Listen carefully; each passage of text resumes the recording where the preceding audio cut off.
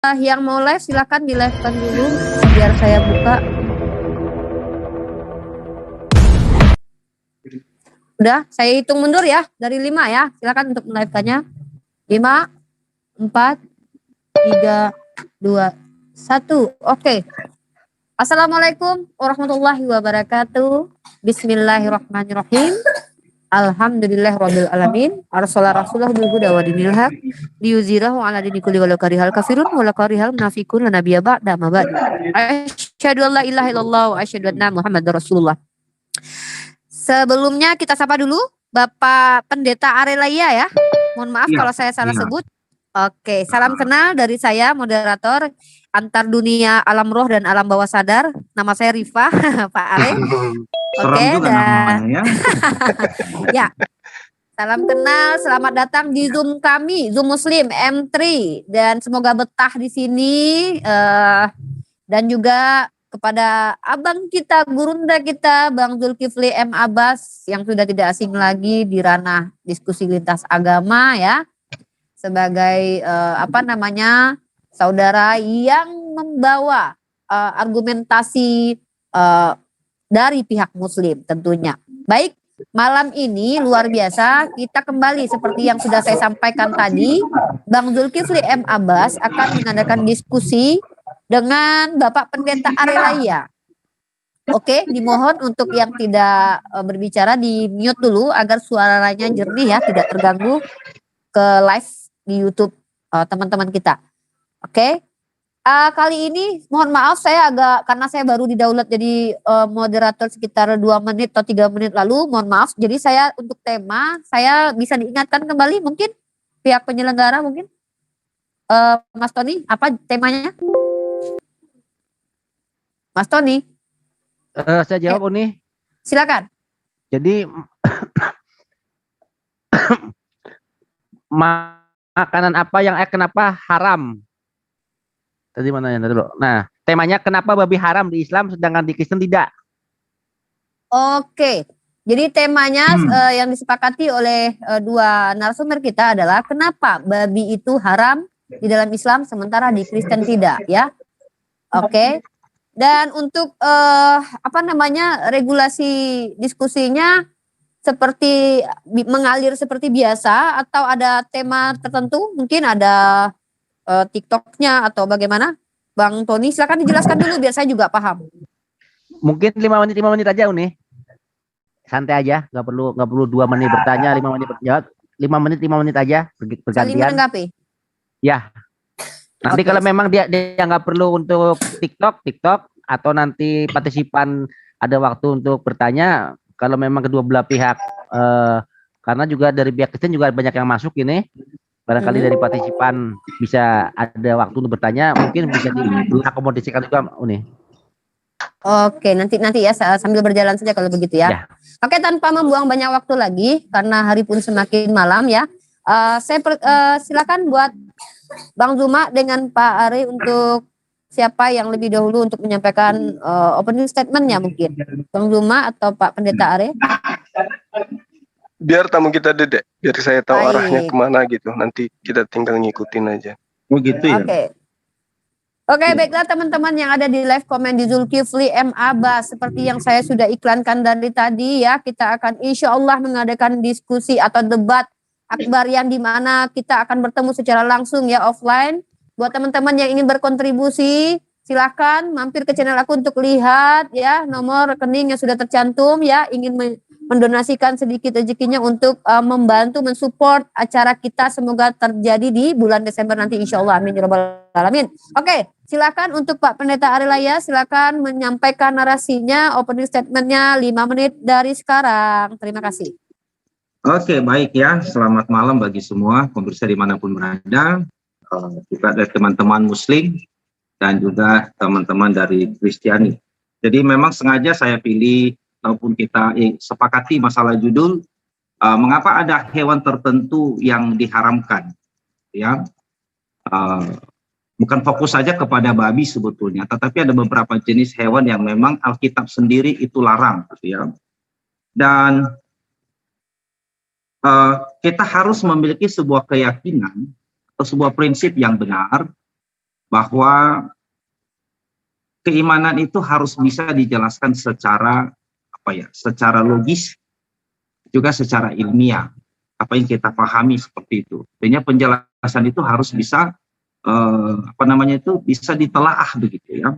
Jadi tidak misalnya begini, pokoknya yakini saja, tidak seperti demikian gitu ya. Jadi di dalam Alkitab, kalau secara spesifiknya itu di dalam Imamat pasal 11 ayat 1 sampai 46 itu menceritakan tentang adanya hewan-hewan yang dilarang oleh Tuhan untuk dikonsumsi gitu. Ya, dilarang untuk dikonsumsi. Nah, tentu kita harus berpikir secara kritis, karena kritis itu tidak salah. Mengapa? Karena Tuhan memang memberikan kepada kita akal untuk kita bisa berpikir begitu ya. Kenapa? Misalnya. Nah, kalau kita mundur begitu ya, ketika Tuhan menciptakan manusia, sebenarnya manusia itu makanan pokoknya itu bukanlah daging ya. Kalau kita baca Kejadian pasal 1 ya, kitab Musa atau Taurat Musa, Kejadian pasal 1 ayat 29-30, bahwa manusia itu makanannya adalah buah-buahan berbiji, dan binatang itu makanannya adalah tumbuhan hijau. Jadi pada zaman Adam sampai pada zaman Nuh itu tidak ada manusia memakan binatang ataupun minum susu, dan tidak ada binatang memakan binatang. Konsekuensi logikanya adalah bahwa binatang memiliki ukuran tubuh yang sangat besar, dan usia manusia itu sampai 900 tahun. Tetapi setelah manusia mulai memakan daging, dan hewan mulai memakan hewan, usia manusia menurun, jadi 70 sekarang. Ya. Dan binatang tidak lagi seukuran binatang seperti zaman dahulu, yang super jumbo. Ya. Dan perubahan itu terjadi ketika air bah melanda seluruh muka bumi, di mana Tuhan membuat sebuah ekosistem baru, sehingga muncullah namanya rantai makanan. Tentu Tuhan punya tujuan supaya binatang tidak mendominasi. Ya, artinya menjaga populasi ya, supaya ada keseimbangan gitu, antara satu dan yang lain, sehingga ada rantai makanan itu. Tetapi pada dasarnya ketika Tuhan menciptakan langit dan bumi, menciptakan manusia dan hewan, itu tidak mengkonsumsi daging gitu ya.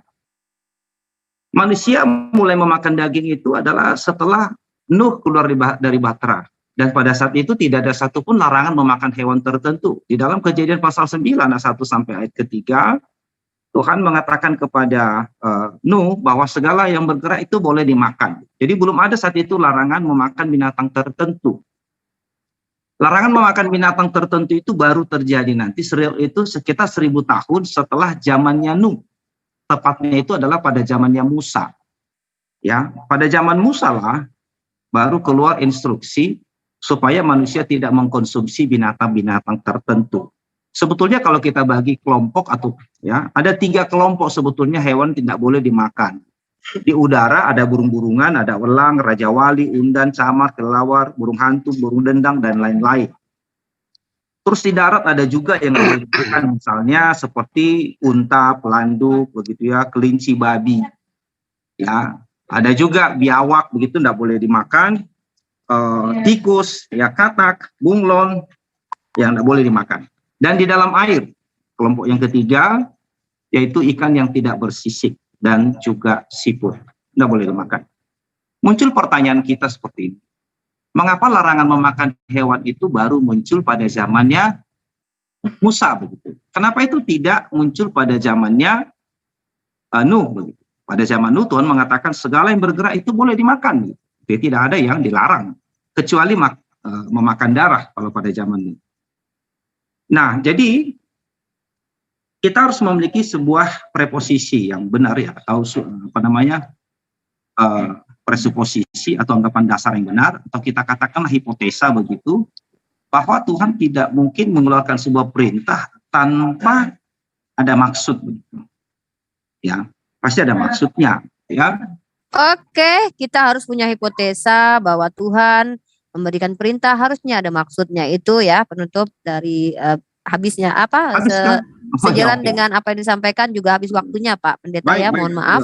5 Baik. menit ya sudah berjalan. Oke, dan sekarang waktunya dari pihak Muslim itu Bang Duma. Silakan Bang Duma, 5 menit dari sekarang, go. Baik, bismillahirrahmanirrahim.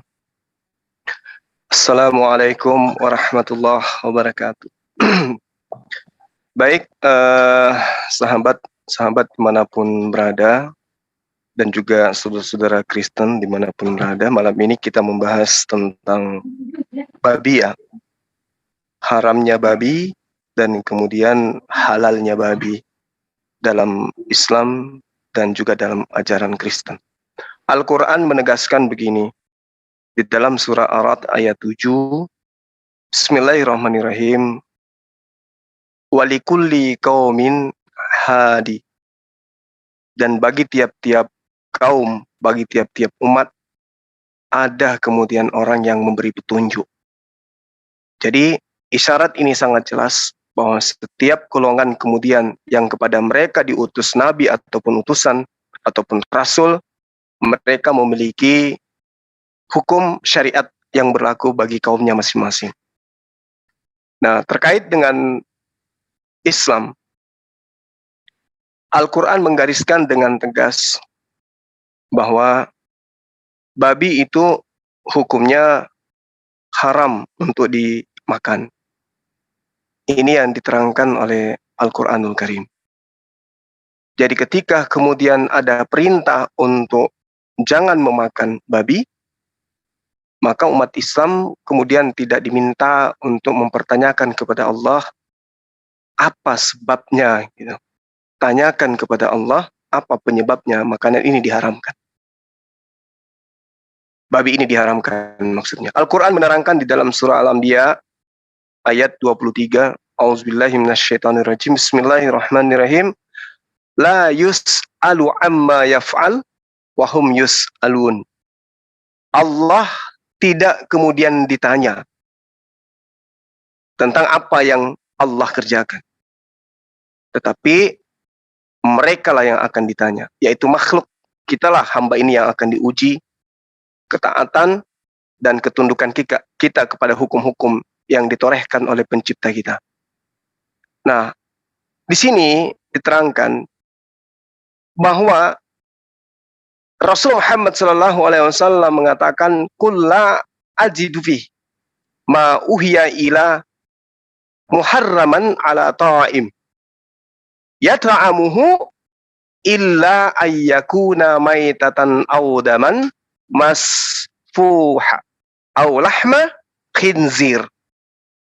Nah, namun ada yang diterangkan kemudian di data ini, fa innahu rijsun aw fisqan uhilla li ghairillah bih. Jadi diterangkan, tidak kudapati di dalam apa yang diwahyukan kepadaku sesuatu yang diharamkan memakannya bagi yang ingin memakannya, kecuali daging hewan yang mati atau bangkai, darah yang mengalir, daging babi. Alasannya karena semua itu adalah najis, karena semua itu adalah kotor atau hewan yang disembelih bukan atas nama Allah. Namun barang siapa terpaksa bukan karena menginginkan dan tidak berlebihan, tidak melampaui batas, maka sungguh Tuhanmu Maha Pengampun lagi Maha Penyayang. Jadi kaidah ini mengikat umat Islam sampai kapanpun. Haramnya babi itu tidak tawar-menawar kemudian. Nah, apakah diterangkan di dalam Al-Quran apa sebabnya babi itu diharamkan? Ternyata sejauh itu Al-Quran tidak menerangkan bahwa babi itu diharamkan alasannya karena ini, karena ini. Tapi kemudian pola kehidupan manusia inilah yang membawa kita untuk mengerti apa hikmah, apa pelajaran yang kemudian tersimpul di dalam pelarangan ini. Nah, jadi satu hal yang ingin saya katakan di akhir sesi pertama ini bahwa menurut penelitian pakar kedokteran, ya, diterangkan bahwa manusia itu dipengaruhi oleh makanan. Karakter manusia itu dipengaruhi oleh nutrisi yang masuk ke dalam dirinya. Jadi di dalam saluran cerna juga punya insting terhadap makanan dan itu mempengaruhi terhadap perilaku umat manusia. Nah, saya kira ini awal yang ingin saya urai terkait dengan pengharaman babi. Sebelum lebih lanjut kita mengkaji lebih mendetail lagi. Silakan. Oke, terima kasih. Pas sekali waktunya ya, habis 5 menit. Dan sekarang giliran dari Pak Pendeta Are untuk menanggapi apa yang disampaikan oleh Bang Zuma. Tapi sebelumnya, saya lihat lumayan banyak tamu-tamu yang datang. Saya rasa ini mungkin saudara atau teman-teman dari Pak Pendeta Are ya. Saya sapa dulu teman-teman non-muslim yang baru masuk. Selamat datang di Zoom kita, Zoom Muslim. Semoga nyaman ya. Dan jikalau nanti kedua narasumber sepakat untuk ada sesi partisipan bertanya, silakan untuk bertanya dengan catatan harus raise hand dulu ya, agar kita bisa sebutkan nama dan teratur. Oke, sesi selanjutnya masih saling menanggapi antara Pak Pendeta dengan Bang Zuma. Saya serahkan kepada Pak Pendeta 5 menit dari sekarang, go. Oke, baik. Jadi saya belum menanggapi dulu ya, tetapi saya masih melanjutkan penjelasan yang saya tadi tanggung ya, gantung begitu. Nah, jadi sebenarnya kalau kita mencari sebuah kebenaran, kita perlu memakai rumusan yang baku ya, yang dipakai secara umum untuk mencari sebuah kebenaran. Contoh misalnya begini, apa sih latar belakang munculnya larangan memakan hewan itu? Apa latar belakang munculnya larangan memakan babi? Ya kan? Kenapa? Karena memang babi itu diciptakan oleh Tuhan. Ya? Babi itu diciptakan oleh Tuhan. Tetapi kenapa kemudian itu diharamkan? Sama seperti saya katakan tadi, pada awalnya, pada dasarnya manusia diciptakan bukan untuk memakan binatang. Tetapi Tuhan mengizinkan manusia memakan binatang itu setelah stok makanan yang ada di muka bumi itu habis karena air bah. Maka Tuhan mengizinkan manusia memakan binatang dan binatang mulai memakan binatang gitu. Sehingga ada yang namanya kanibal ya. Lalu muncul berikutnya sebuah aturan dari Tuhan itu di dalam Imamat pasal yang ke-11, yaitu pada zaman Musa, di mana mereka dilarang memakan binatang tertentu. Tadi sudah saya jelaskan itu ada ya. Imamat 11 itu kalau Anda membuka ada ya. Lalu kan kita bertanya begitu, kenapa pada zamannya Nuh semua boleh dimakan gitu. Lalu tiba-tiba sekitar 1000 tahun kemudian terjadi sebuah perubahan begitu. Apakah Tuhan itu tidak konsisten? Tentu kita tidak berani sampai ke sana. Karena Tuhan itu maha bijaksana, maha benar, maha suci adanya. Tentu ada alasan gitu ya. Ada alasan mengapa ia melarang. Sebenarnya dalam Alkitab itu tidak haram sebenarnya, tetapi lebih kepada unclean gitu. Artinya tidak boleh dimakan. Gitu. Dimakan sebenarnya tidak mengakibatkan apa-apa. Ya, sama seperti katakan tadi oleh Pak Juma tadi bahwa makanan yang kita konsumsi itu akan mempengaruhi karakter kita. Sama sekali tidak ya. Makanan itu tidak mempengaruhi karakter seseorang. Yang mempengaruhi karakter seseorang itu adalah pola pikirnya. Kalau pola pikirnya benar, doktrin yang diterimanya itu benar, maka karakternya akan baik. Jadi kalau dia punya doktrin bahwa dia harus mengasihi samanya manusia seperti diri sendiri, bahkan mengasihi musuhnya, maka dia punya karakter yang baik. Sekalipun dia misalnya makan makanan yang katakanlah vegetarian gitu, tidak otomatis dia akan menjadi lemah lembut. Tidak juga begitu ya. Jadi faktor makanan itu tidak menjadi penentu begitu. Nah, saya ingin jelaskan bahwa mengapa pada zaman Musa ada larangan memakan binatang tertentu. Sebetulnya tujuan Tuhan, ya, kalau dalam penafsiran saya, tujuan Tuhan melarang memakan binatang tertentu itu adalah simbol sebetulnya. Simbologi di mana mereka tidak boleh menikah dengan bangsa lain. Sebab Tuhan telah berjanji kepada Abraham, nenek moyang mereka, bahwasanya keturunan Abraham ini akan menjadi bangsa yang besar. Dan itu terbukti. Dan dari keturunan Abraham ini nanti bangsa-bangsa di muka bumi akan diberkati. Yaitu berkat rohani.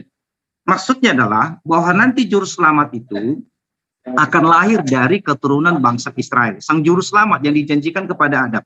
Ketika Adam jatuh dalam dosa, maka sejak itulah Sang Pencipta berjanji akan mengutus juru selamat yang akan menggantikan Adam dan keturunannya dihukum di neraka. Itulah sebabnya muncul namanya penyembelihan hewan korban di atas mezbah. Ya, kalau kita misalnya membaca di dalam Taurat, di mana Habel mempersembahkan hewan korban, sementara Kain itu mempersembahkan buah-buahan yang tidak menggambarkan pengorbanan juru selamat yang akan datang. Ya, jadi kedatangan sang juru selamat itu terus itu dikawal sampai kepada bangsa Israel itu muncul. Ya, ketika bangsa Israel keluar dari Mesir, maka mereka ditabiskan menjadi sebuah bangsa atau bangsa pilihan untuk menghadirkan juru selamat dalam keadaannya sebagai manusia. Jadi untuk menjaga kemurnian keturunan dari Abraham sampai kepada kedatangan juru selamat, bangsa Israel dilarang menikah dengan bangsa lain. Tuhan tidak mau mereka itu tercemari atau terkontaminasi dengan keyakinan bangsa-bangsa sekitar mereka yang menyembah berhala, begitu ya. Nah, jadi mereka dilarang menikah begitu. Jadi binatang yang dilarang itu tadi seperti burung-burung di udara, elang, raja wali, macam-macam itu adalah simbol bahwa mereka tidak boleh menikah dengan bangsa lain sekalipun itu raja. Pangeran tidak boleh, supaya nanti iman mereka tidak terkamiri begitu. Mereka juga tidak boleh menikah dengan bangsa lain sekalipun strata sosialnya sama, gitu, selevel begitu. Tidak boleh juga. Disimbolkan itu dengan babi, unta, keledai, kelinci dan lain-lain.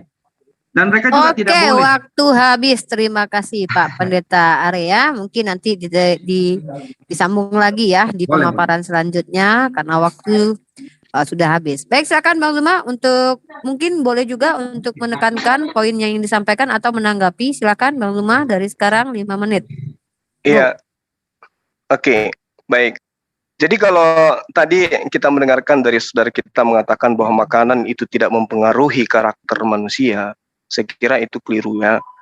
Karena hasil penelitian dari berbagai universitas, jangan di luar negeri, di Indonesia kita ini aja, itu memberikan kesimpulan akhir bahwa konsumsi makanan yang kita konsumsi itu memberikan sumbangsi terhadap karakter manusia. Ya, begitu konsentrasinya ya keilmuan ini sehingga hal ini diurai berdasarkan dengan hasil penelitian mereka bahwa perubahan yang ada pada proses makanan yang dikonsumsi itu juga berdampak kepada karakter yang mengonsumsi makanan tersebut. Nah, artinya bahwa salah satu hikmah dilarangnya di dalam Al-Quran itu manusia untuk mengkonsumsi babi agar manusia itu tidak bersifat seperti babi. Nah, sementara di dalam Perjanjian Lama maupun Al-Quran, karakteristik babi ini senantiasa menjadi sorotan, di mana babi itu adalah merupakan binatang yang menjijikkan, binatang yang menajiskan. Itu banyak kita lihat di dalam Perjanjian Lama ya, tentang najisnya babi ini, karena memang babi ini memiliki karakter yang berbeda dengan binatang-binatang yang lain. Makanya kita sering mendengarkan adanya pepatah yang mengatakan membabi buta, tidak dikatakan mengayam buta atau mensapi buta atau mengkuda buta, bahkan tidak menganjing buta. Selalu dikatakan babi buta. Karena karakter orang yang senang mengkonsumsi makan babi, menurut ilmu kedokteran yang saya katakan tadi, pemahaman daripada para ilmuwan yang terkait dengan babi ini, itu mempengaruhi orang yang sering mengkonsumsinya, sehingga ya itu tadi yang saya katakan bahwa mereka dipengaruhi dengan karakter ini, sehingga tindak tanduknya kemudian ya boleh dikatakan sama ya, karena dalam kandungan babi itu memang dagingnya, lemaknya dan kandungan yang ada di dalam tubuh babi itu mencirikan sama seperti kandungan yang ada pada diri manusia. Karena itulah salah satu hikmah yang kemudian bisa dikatakan kenapa babi itu diharamkan. Nah, lalu kemudian ketika Tuhan memberikan satu perintah kepada kami umat Islam, maka kami harus mentaati itu. Tidak berarti ketika babi diharamkan, kami mesti bertanya apa sebabnya diharamkan babi itu. Kalau ada yang mengatakan, ada pendapat yang mengatakan, Tuhan kan menciptakan segala yang diciptakan itu baik. Kenapa kemudian Tuhan menciptakan babi kalau ternyata babi itu najis? Kenapa Tuhan menciptakan babi kalau ternyata babi itu haram? Nah, Ini logika yang harus diluruskan, pertanyaan-pertanyaan seperti ini yang harus diluruskan. Layaknya ketika kita mengisi sebuah soal, guru biasanya memberikan 3 jawaban yang salah. Kemudian 1 di antara jawaban itu benar. Apakah kemudian salah ketika jawaban salah itu dikasih sebagai pilihan? Apakah itu untuk menjebak? Tidak. Tujuannya untuk menguji orang-orang mana yang kemudian bisa melihat benar, mana yang salah. Nah, inilah tujuannya haram babi itu. Babi diharamkan bukan karena semata-mata kandungannya, bukan karena semata-mata mempengaruhi karakter manusia, tapi Tuhan ingin menguji sejauh mana hambanya mentaati perintahnya. Ketika dikatakan, jangan engkau makan babi, karena haram bagimu, jangan dimakan. Nah, perlu lagi kemudian dicari apa sebabnya babi ini diharam. Seakan-akan kita ingin melawan. Oleh karena itulah kemudian kami umat Islam ketika ada perintah untuk jangan makan babi, kami tidak perlu tawar-menawar kemudian bertanya apa sebabnya babi ini diharamkan. Cukuplah para ilmuwan, ilmu kedokteran, dan hal-hal yang terkait dengan daging babi ini yang kemudian menjelaskan kepada dunia. Ternyata Al-Quran melarang babi dimakan, ini faedahnya. Ini ternyata yang harus dihindari dari babi itu. Dan saya rasa itu bukan rahasia lagi. Ya, Kristen juga tahu kandungan di dalam babi itu seperti apa. Silakan.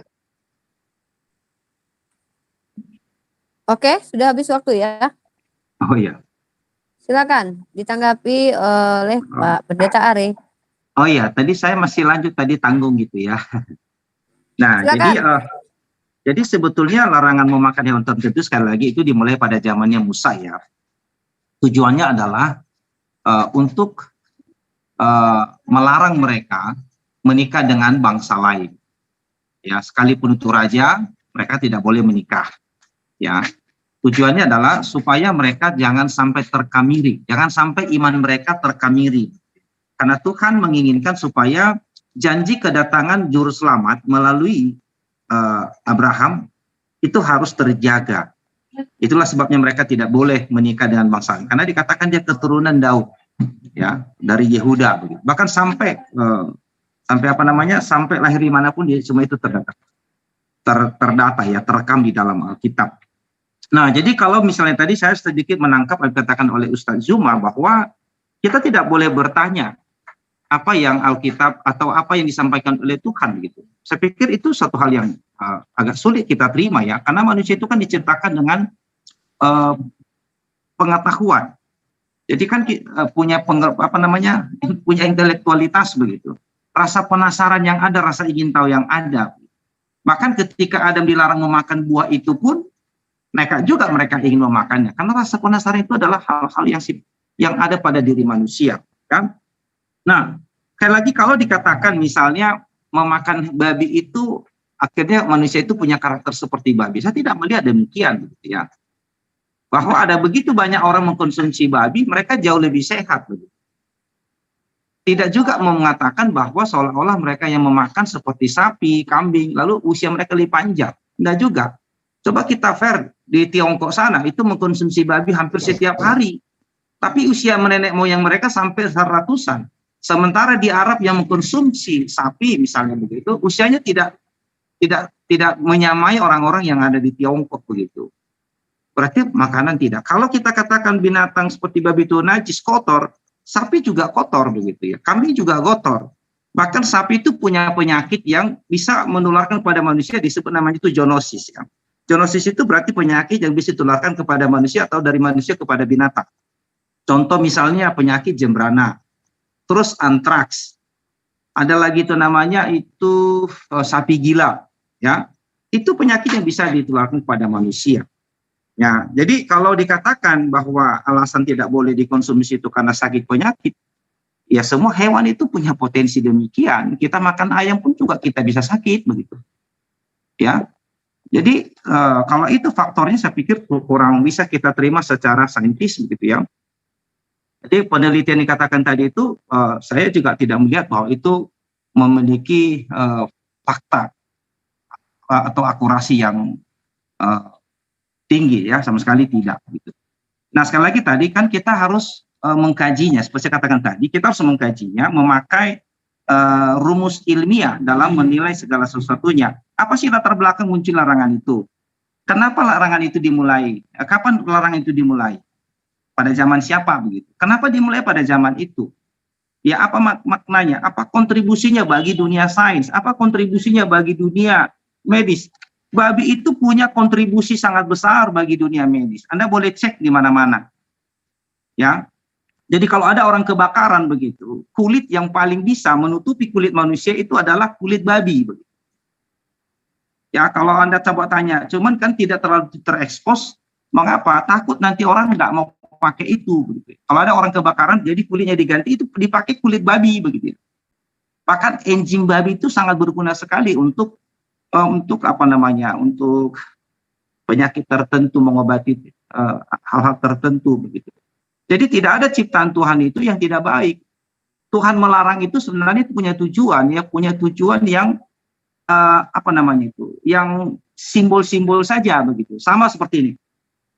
Mengapa Tuhan itu memerintahkan Adam, Nuh, Abraham, Musa untuk menyembelih hewan korban, yaitu domba di atas mezbah? Kenapa harus di atas mezbah? Itu kan harus kita pertanyakan. Lalu kita cari begitu.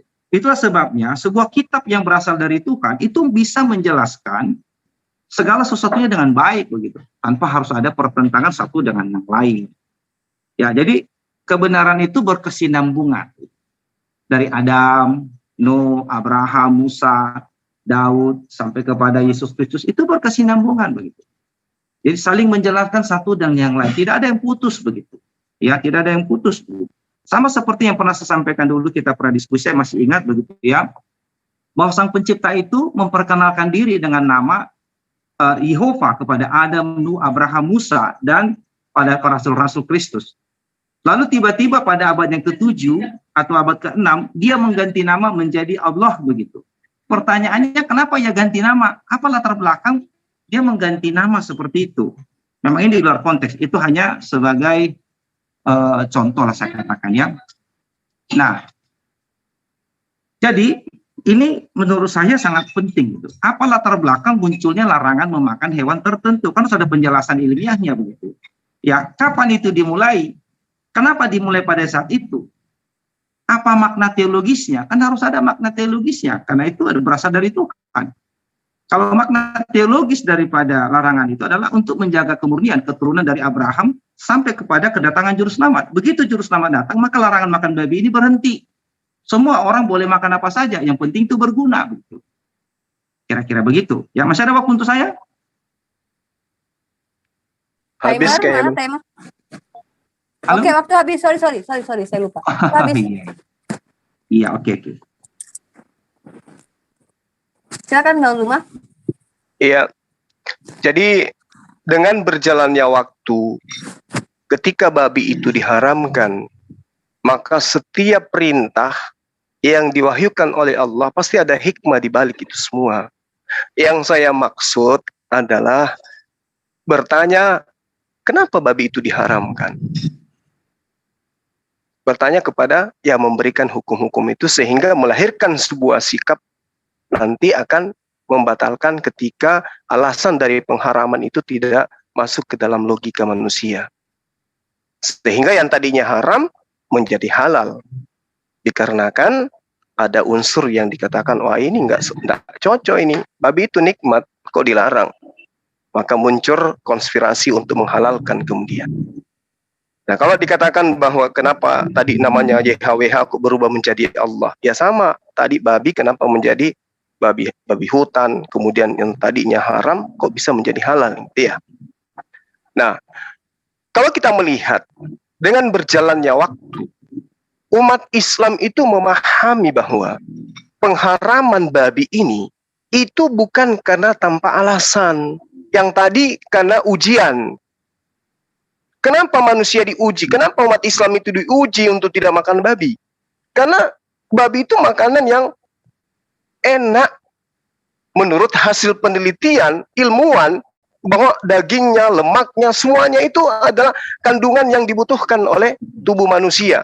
Tapi ada negatifnya gitu. Nah, kalau kita melihat bahwa karakter yang dititipkan pada diri babi ini, dia ini adalah salah satu binatang yang kita katakan binatang yang paling bodoh, aku bilang. Ya, sehingga manusia, khususnya Islam, itu harus memberikan diri mereka untuk kemudian tidak memiliki sifat-sifat yang dimiliki oleh sifat babi ini. Jorok, kemudian malas, ya, lalu apalagi masa bodoh, terlalu percaya diri, rakus. Ini sifat-sifat yang ada pada babi ini. Sehingga karakter babi ini ketika disifati oleh manusia, ya ini yang kita lihat di dalam kehidupan kita sehari-hari. Adanya orang yang tamak, adanya orang yang serakah, adanya orang yang malas, ada orang yang corok dan seterusnya. Itu pengaruh daripada makanan yang dikonsumsi. Nah, kalau saudara bertanya di Jepang sana dan seterusnya, nggak usah terlalu jauh. Kita lihat aja di daerah barat, mereka yang secara turun-temurun mengkonsumsi daging babi itu seperti apa karakter mereka. Nah, contoh misalnya, ketika kita melihat adanya pada diri babi itu sifat angkuh, ya, kasar, ya. Lalu kemudian babi juga itu sering kita lihat jadi musuh di mana-mana, ya kan? Tidak ada yang kemudian binatang yang bisa akrab dengan babi ini. Secara umum ya, ini mencerminkan bahwa ketika Al-Quran datang mengharamkan babi, ini yang dikatakan oleh ilmuwan bahwa makanan itu mempengaruhi sifat karakter manusia. Nah, kalau kita melihat secara garis besar, misalnya kita melihat bagaimana negara-negara yang secara halal, ya secara umum menghalalkan makanan-makanan seperti ini. Bagaimana hubungan mereka dalam rumah tangga mereka? Seperti layaknya kemudian, mohon maaf, saya katakan kalau kita mengambil babi, jantan 2, betina kemudian 1, itu lebih terhormat ayamnya kalau 2 jantan 1 betina. Untuk mendapatkan betinanya, jantan ini berkelahi dulu. Tapi kalau babi, itu tidak disifati. Mereka ganti-gantian dan seterusnya. Bahkan terkadang ya, jantan dengan jantan juga baku sikat. Dan mereka binatang ini, babi ini, itu cenderung makan kotorannya sendiri. Ketika dia muntahnya lagi yang dimakan. Mereka rakus, tamak mereka itu. Babi-babi ini maksudnya. Oleh karena itulah mungkin kenapa satu-satunya binatang yang kemudian diminta oleh setan dan Yesus mengabulkan permohonannya, masukkanlah kami ke dalam babi itu, dan Yesus pun memasukkan roh-roh jahat ini ke dalam babi tanpa memperhitungkan kerugian para gembala-gembala babi. Mungkin itu hikmahnya kenapa kemudian Yesus itu membuat setan-setan ini masuk ke dalam daging babi, ke dalam babi, dan babi itu bermatian pada masa itu. Saya kira begitu sementara. Oke, waktu habis.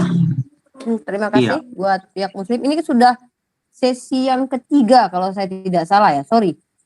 Koreksi saya kalau saya salah. Ini ada yang mau minta masuk itu pada masuk ya? Ya, kalau ini langsung di admin sama co-host biasanya Pak Pendeta. Oke, baik. Ya. Ini sudah 3 sesi ya. Ingatkan saya kalau saya salah biar tidak ini ya, 3 sesi, 3 kali ya, 3 kali menanggapi. Oke, masih dalam sesi menanggapi mungkin sekitar kalau bisa 3 kali lagi nanti ada sesi partisipan bertanya ya, Pak Pendeta dan Bang Zuma, bagaimana? Boleh saja. Baik. Jangan 3 kali deh, kebanyakan kalau kayaknya. 2 kali lagi? Iya. Oke, 2 kali sesi saling menanggapi lagi. Tadi diawali sama Pak Pendeta Arya. Silakan untuk Pak Pendeta kembali menanggapi atau menekankan poin yang ingin disampaikan kepada Bang Zuma. Baik, dari sekarang. Terima kasih. Ya, terima kasih ya untuk ininya. Ya, sekali lagi saya di pihak yang tidak setuju bahwa makanan itu sebentar ini saya coba ini dulu. Ini kenapa jadi begini ya? Oke. Oh ya, sudah. Iya, jadi saya termasuk orang yang tidak setuju bahwa karakter seseorang itu dipengaruhi oleh makanan yang dia konsumsi. Ya, sama seperti ayam juga makan kotorannya begitu ya. Sapi juga demikian, kelinci juga demikian gitu ya. Ya, hampir semua binatang itu memakan kotorannya, tidak hanya babi saja begitu ya. Dan kita lihat negara Eropa, mereka mengkonsumsi babi begitu ya, tapi mereka menjadi penentu modernisasi daripada zaman sekarang ini. Artinya itu tidak mempengaruhi intelektualitas mereka gitu ya. Nah, yang saya mau tekankan itu sebetulnya dalam diskusi kita ini adalah apa sih latar belakang sehingga muncul larangan itu. Ya, makanya tadi saya jelaskan muncul larangan itu adalah Tuhan telah berjanji kepada Adam, Nuh, Abraham bahwa nanti juru selamat akan datang. Secara khusus kepada yang namanya Abraham, bahwa nanti juru selamat akan lahir dari keturunannya, yaitu dari bangsa Israel. Maka dilarang mereka untuk menikah dengan bangsa lain. Sebagai simbol larangan itu, maka adalah binatang-binatang yang tidak boleh dikonsumsi.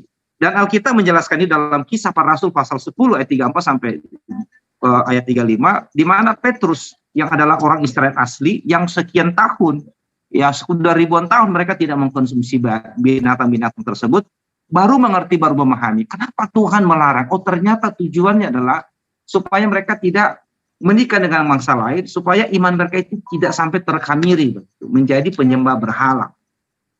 Itulah sebabnya setelah juru selamat datang menggenapi semua ibadah simbolik dalam perjanjian lama, maka larangan itu otomatis berhenti. Sama seperti domba korban. Domba korban itu adalah gambaran pengorbanan sang juru selamat yang akan datang. Darah yang dilarang dimakan itu adalah simbol darah juru selamat yang akan tercurah untuk pengampunan dosa manusia. Ya, sunat, bahwa juru selamat itu akan lahir dari keturunan Abraham, makanya muncul sunat, ya, dan makanan haram dan seterusnya. Ini adalah ibadah simbolik yang menuntun manusia sampai kepada kedatangan juru selamat. Begitu juru selamat datang, maka semua aturan ini berhenti. Itulah sebabnya Tuhan Yesus Kristus berkata, aku datang bukan meniadakan hukum Taurat, tetapi datang untuk menggenapi. Menggenapi yang mana? Potong domba, darah yang tercurah, sunat, sabat, dan larangan memakan binatang tertentu. Itu semua digenapi. Paskah itu sudah digenapi oleh sang juru selamat. Karena itu sudah digenapi, maka tidak boleh lagi dilakukan, gitu ya. Nah, jadi kalau kita bicara masalah daging, ya, ada yang negatif, ada yang positif, ya semua begitu, ya, tidak hanya babi saja begitu ya. Kita kebanyakan makan daging ayam, kalau di kampung kami sini itu namanya daging ayam sioto. Kenapa dibilang ayam sioto? Dia karena ayam ini dianggap ayam bodoh begitu. Apakah gara-gara makan ayam sioto lalu kita menjadi otot atau jadi bodoh? Kan tidak sama sekali. Ya, makanan itu tidak mempengaruhi kecerdasan seseorang. Tapi kalau itu mendatangkan penyakit, ya semua jenis makanan mendatangkan penyakit kalau itu berlebihan. Ya. Nah, jadi kalau diskusi kita misalnya seperti ini, memakai rumusan yang sama misalnya gitu, apa sih kontribusinya begitu ya?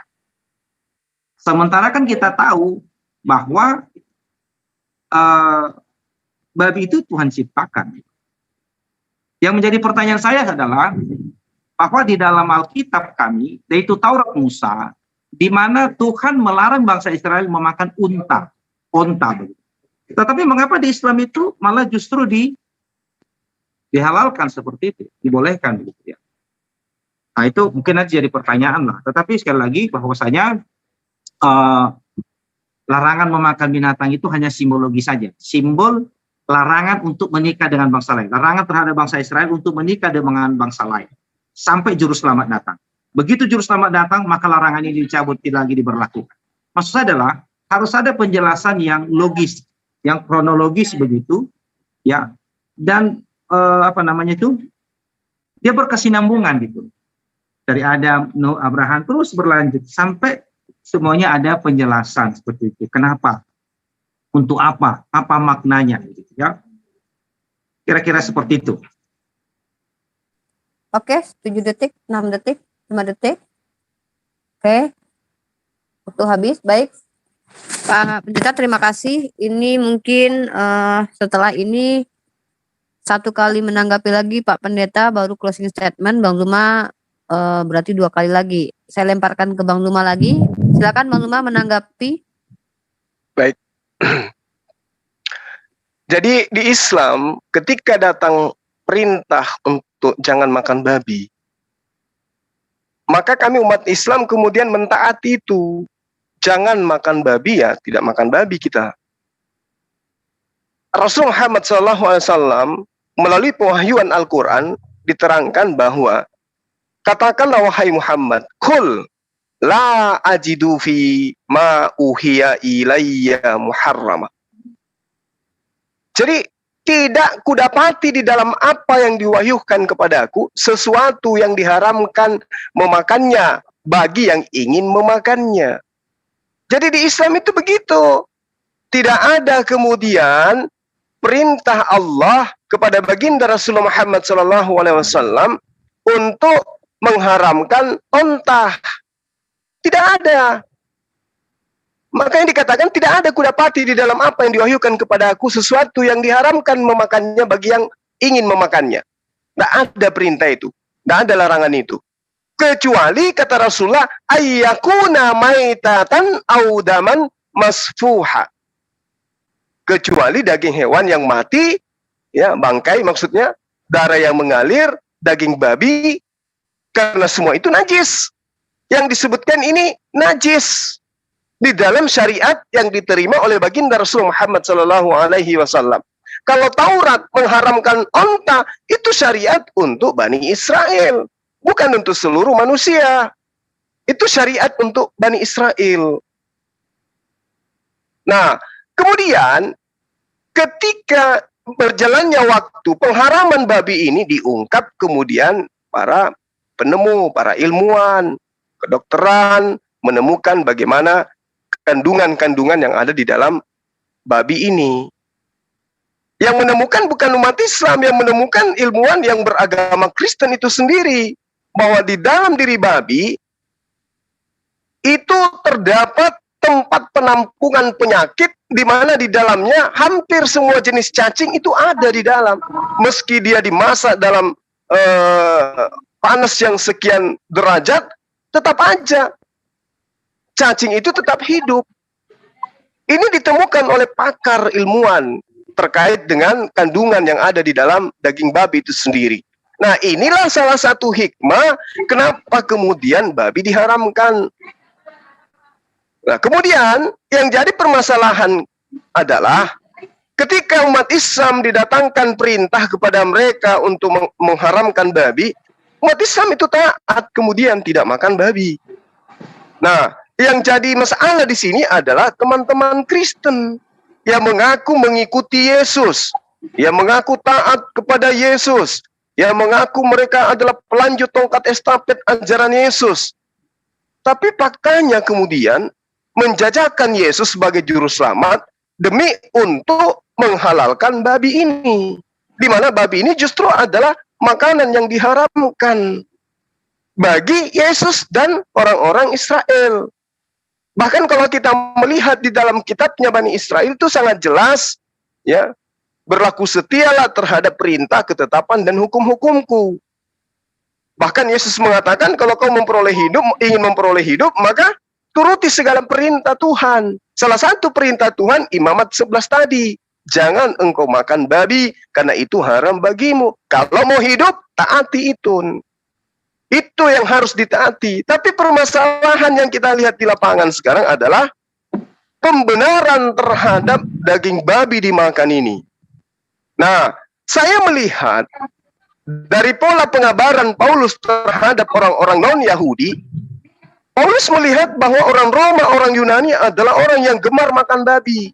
Sehingga dia pun menghalalkan itu. Karena kalau haram babi tetap dilanjutkan untuk diajarkan kepada Romawi dan Yunani, mustahil mereka mau menerima ajaran Paulus, mustahil.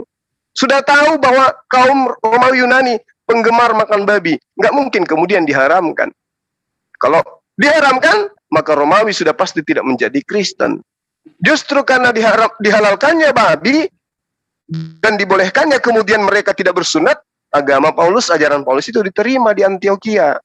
Andai saja dia tetap mengharamkan babi, saya yakin dan percaya Romawi dan juga Yunani kala itu tidak akan semudah saat ini menerima Kristen. Demikian.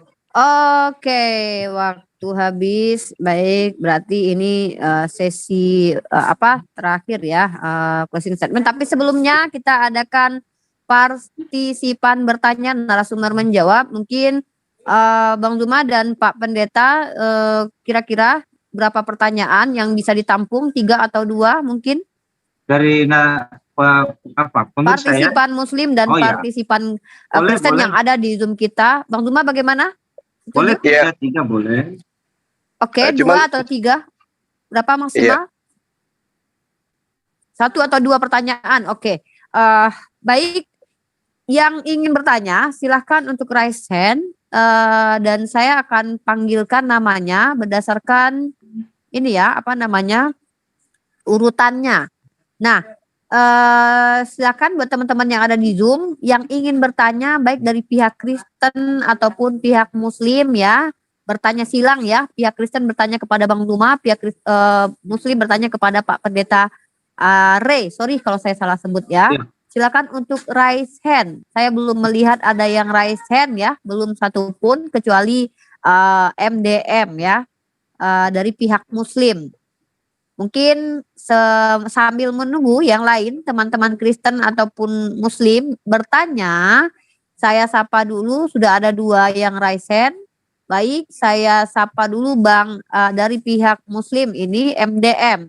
Silakan MDM untuk bertanya kepada Pendeta Ari 1 pertanyaan. MDM timer Uni.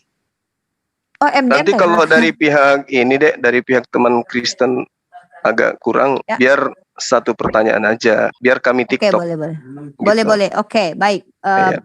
Bagus. Karena tugas untuk menyampaikan edukasi itu saya dengan saudara Siap. kita dari Kristen. Oke, siap. Oke, yang saya sudah lihat di sini ada Budiman Susanto. Silakan buka mic-nya. Silakan di Muslim apa Kristen ini? Mohon maaf. Pak Budiman Susanto. Selamat Pak malam, Budiman Susanto. Selamat malam. Silakan dari pihak Muslim atau pihak Kristen ya? pihak Kristen Kak Rifa. Oke, Pak Budiman silakan bertanya kepada Bang Zuma, sekali pertanyaan tanpa boleh menyanggah ya. Sekali pertanyaan saja karena nanti akan ada sesi TikTok antara Pak Pendeta Are dengan Bang Zuma. Monggo. Ya, selamat malam Bang Juma. Malam Bang. Silakan. Nah, saya mau bertanya tentang makanan khususnya binatang haram, terutama babi ya. Ya. Itu sampai kapan diharamkan oleh Allah? Nah, demikian pertanyaan saya. Terima kasih Bang Juma. Ya, baik. Jadi syariat Islam itu berlaku sampai selama-lamanya. Sampai kiamat ini datang, syariat Islam itu kudu wajib ya dilaksanakan oleh pemeluknya.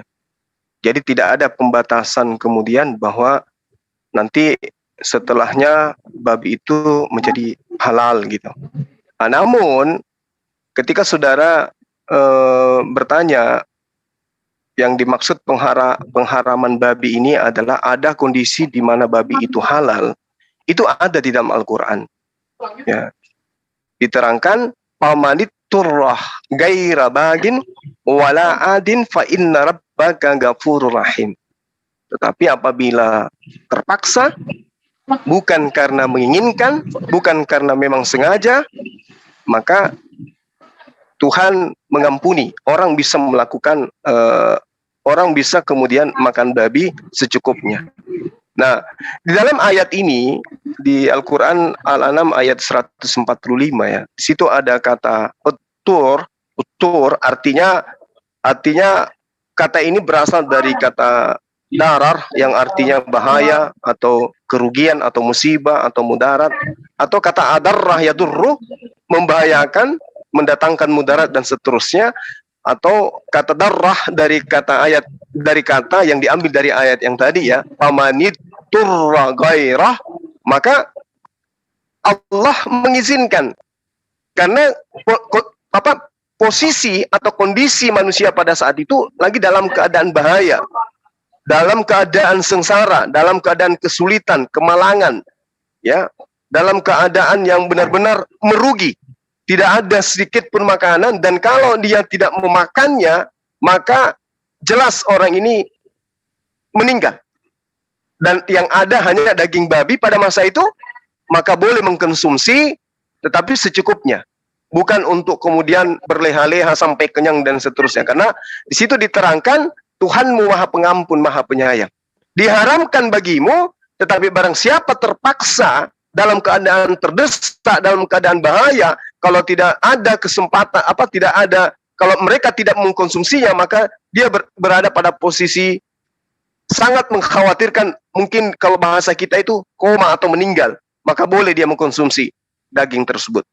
Itu pengecualian. Tapi statusnya, kalau Anda bertanya sampai kapan haram, tetap haram. Cuman dosanya diampuni. Makanya Allah mengatakan, wala adi fa innallaha rabbaka ghafurur rahim. Berarti tetap dosa, namun Allah mengampuni, karena itu pengecualian. Demikian.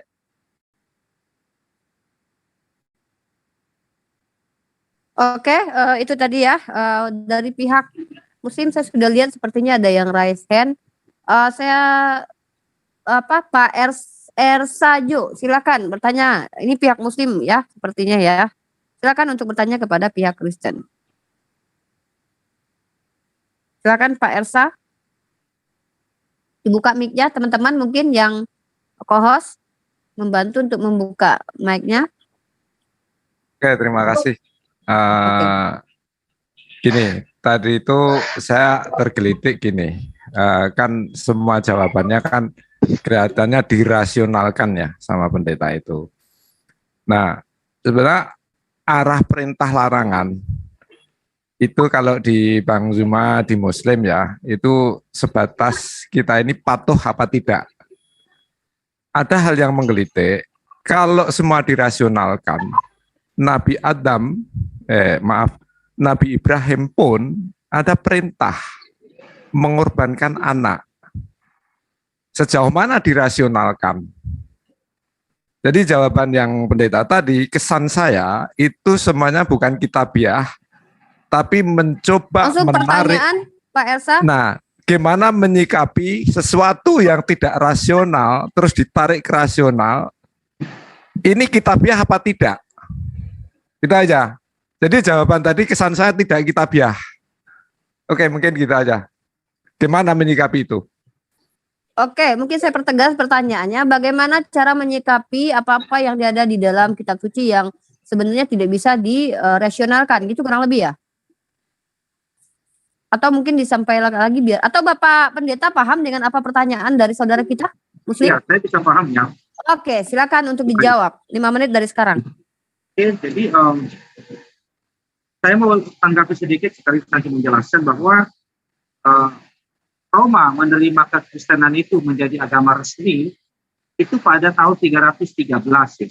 313 Roma itu baru menerima kekristenan. Sebelum itu di bawah itu Kristen itu dianiaya luar biasa oleh Roma.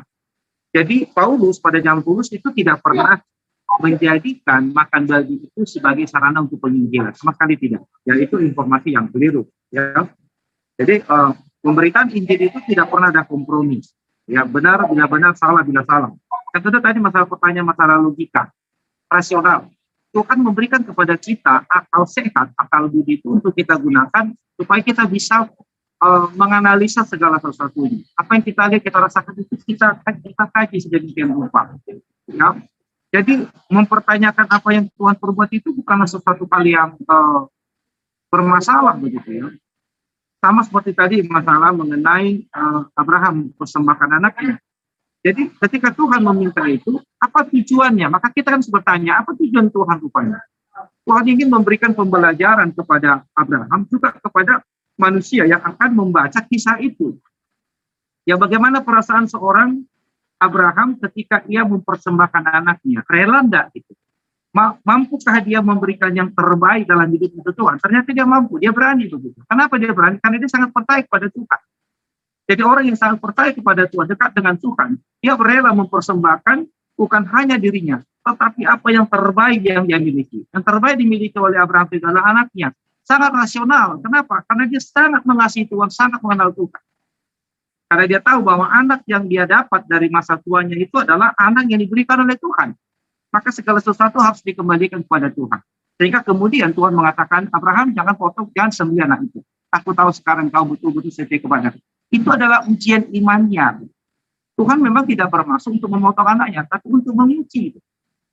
Ya, kalau itu pertanyaannya.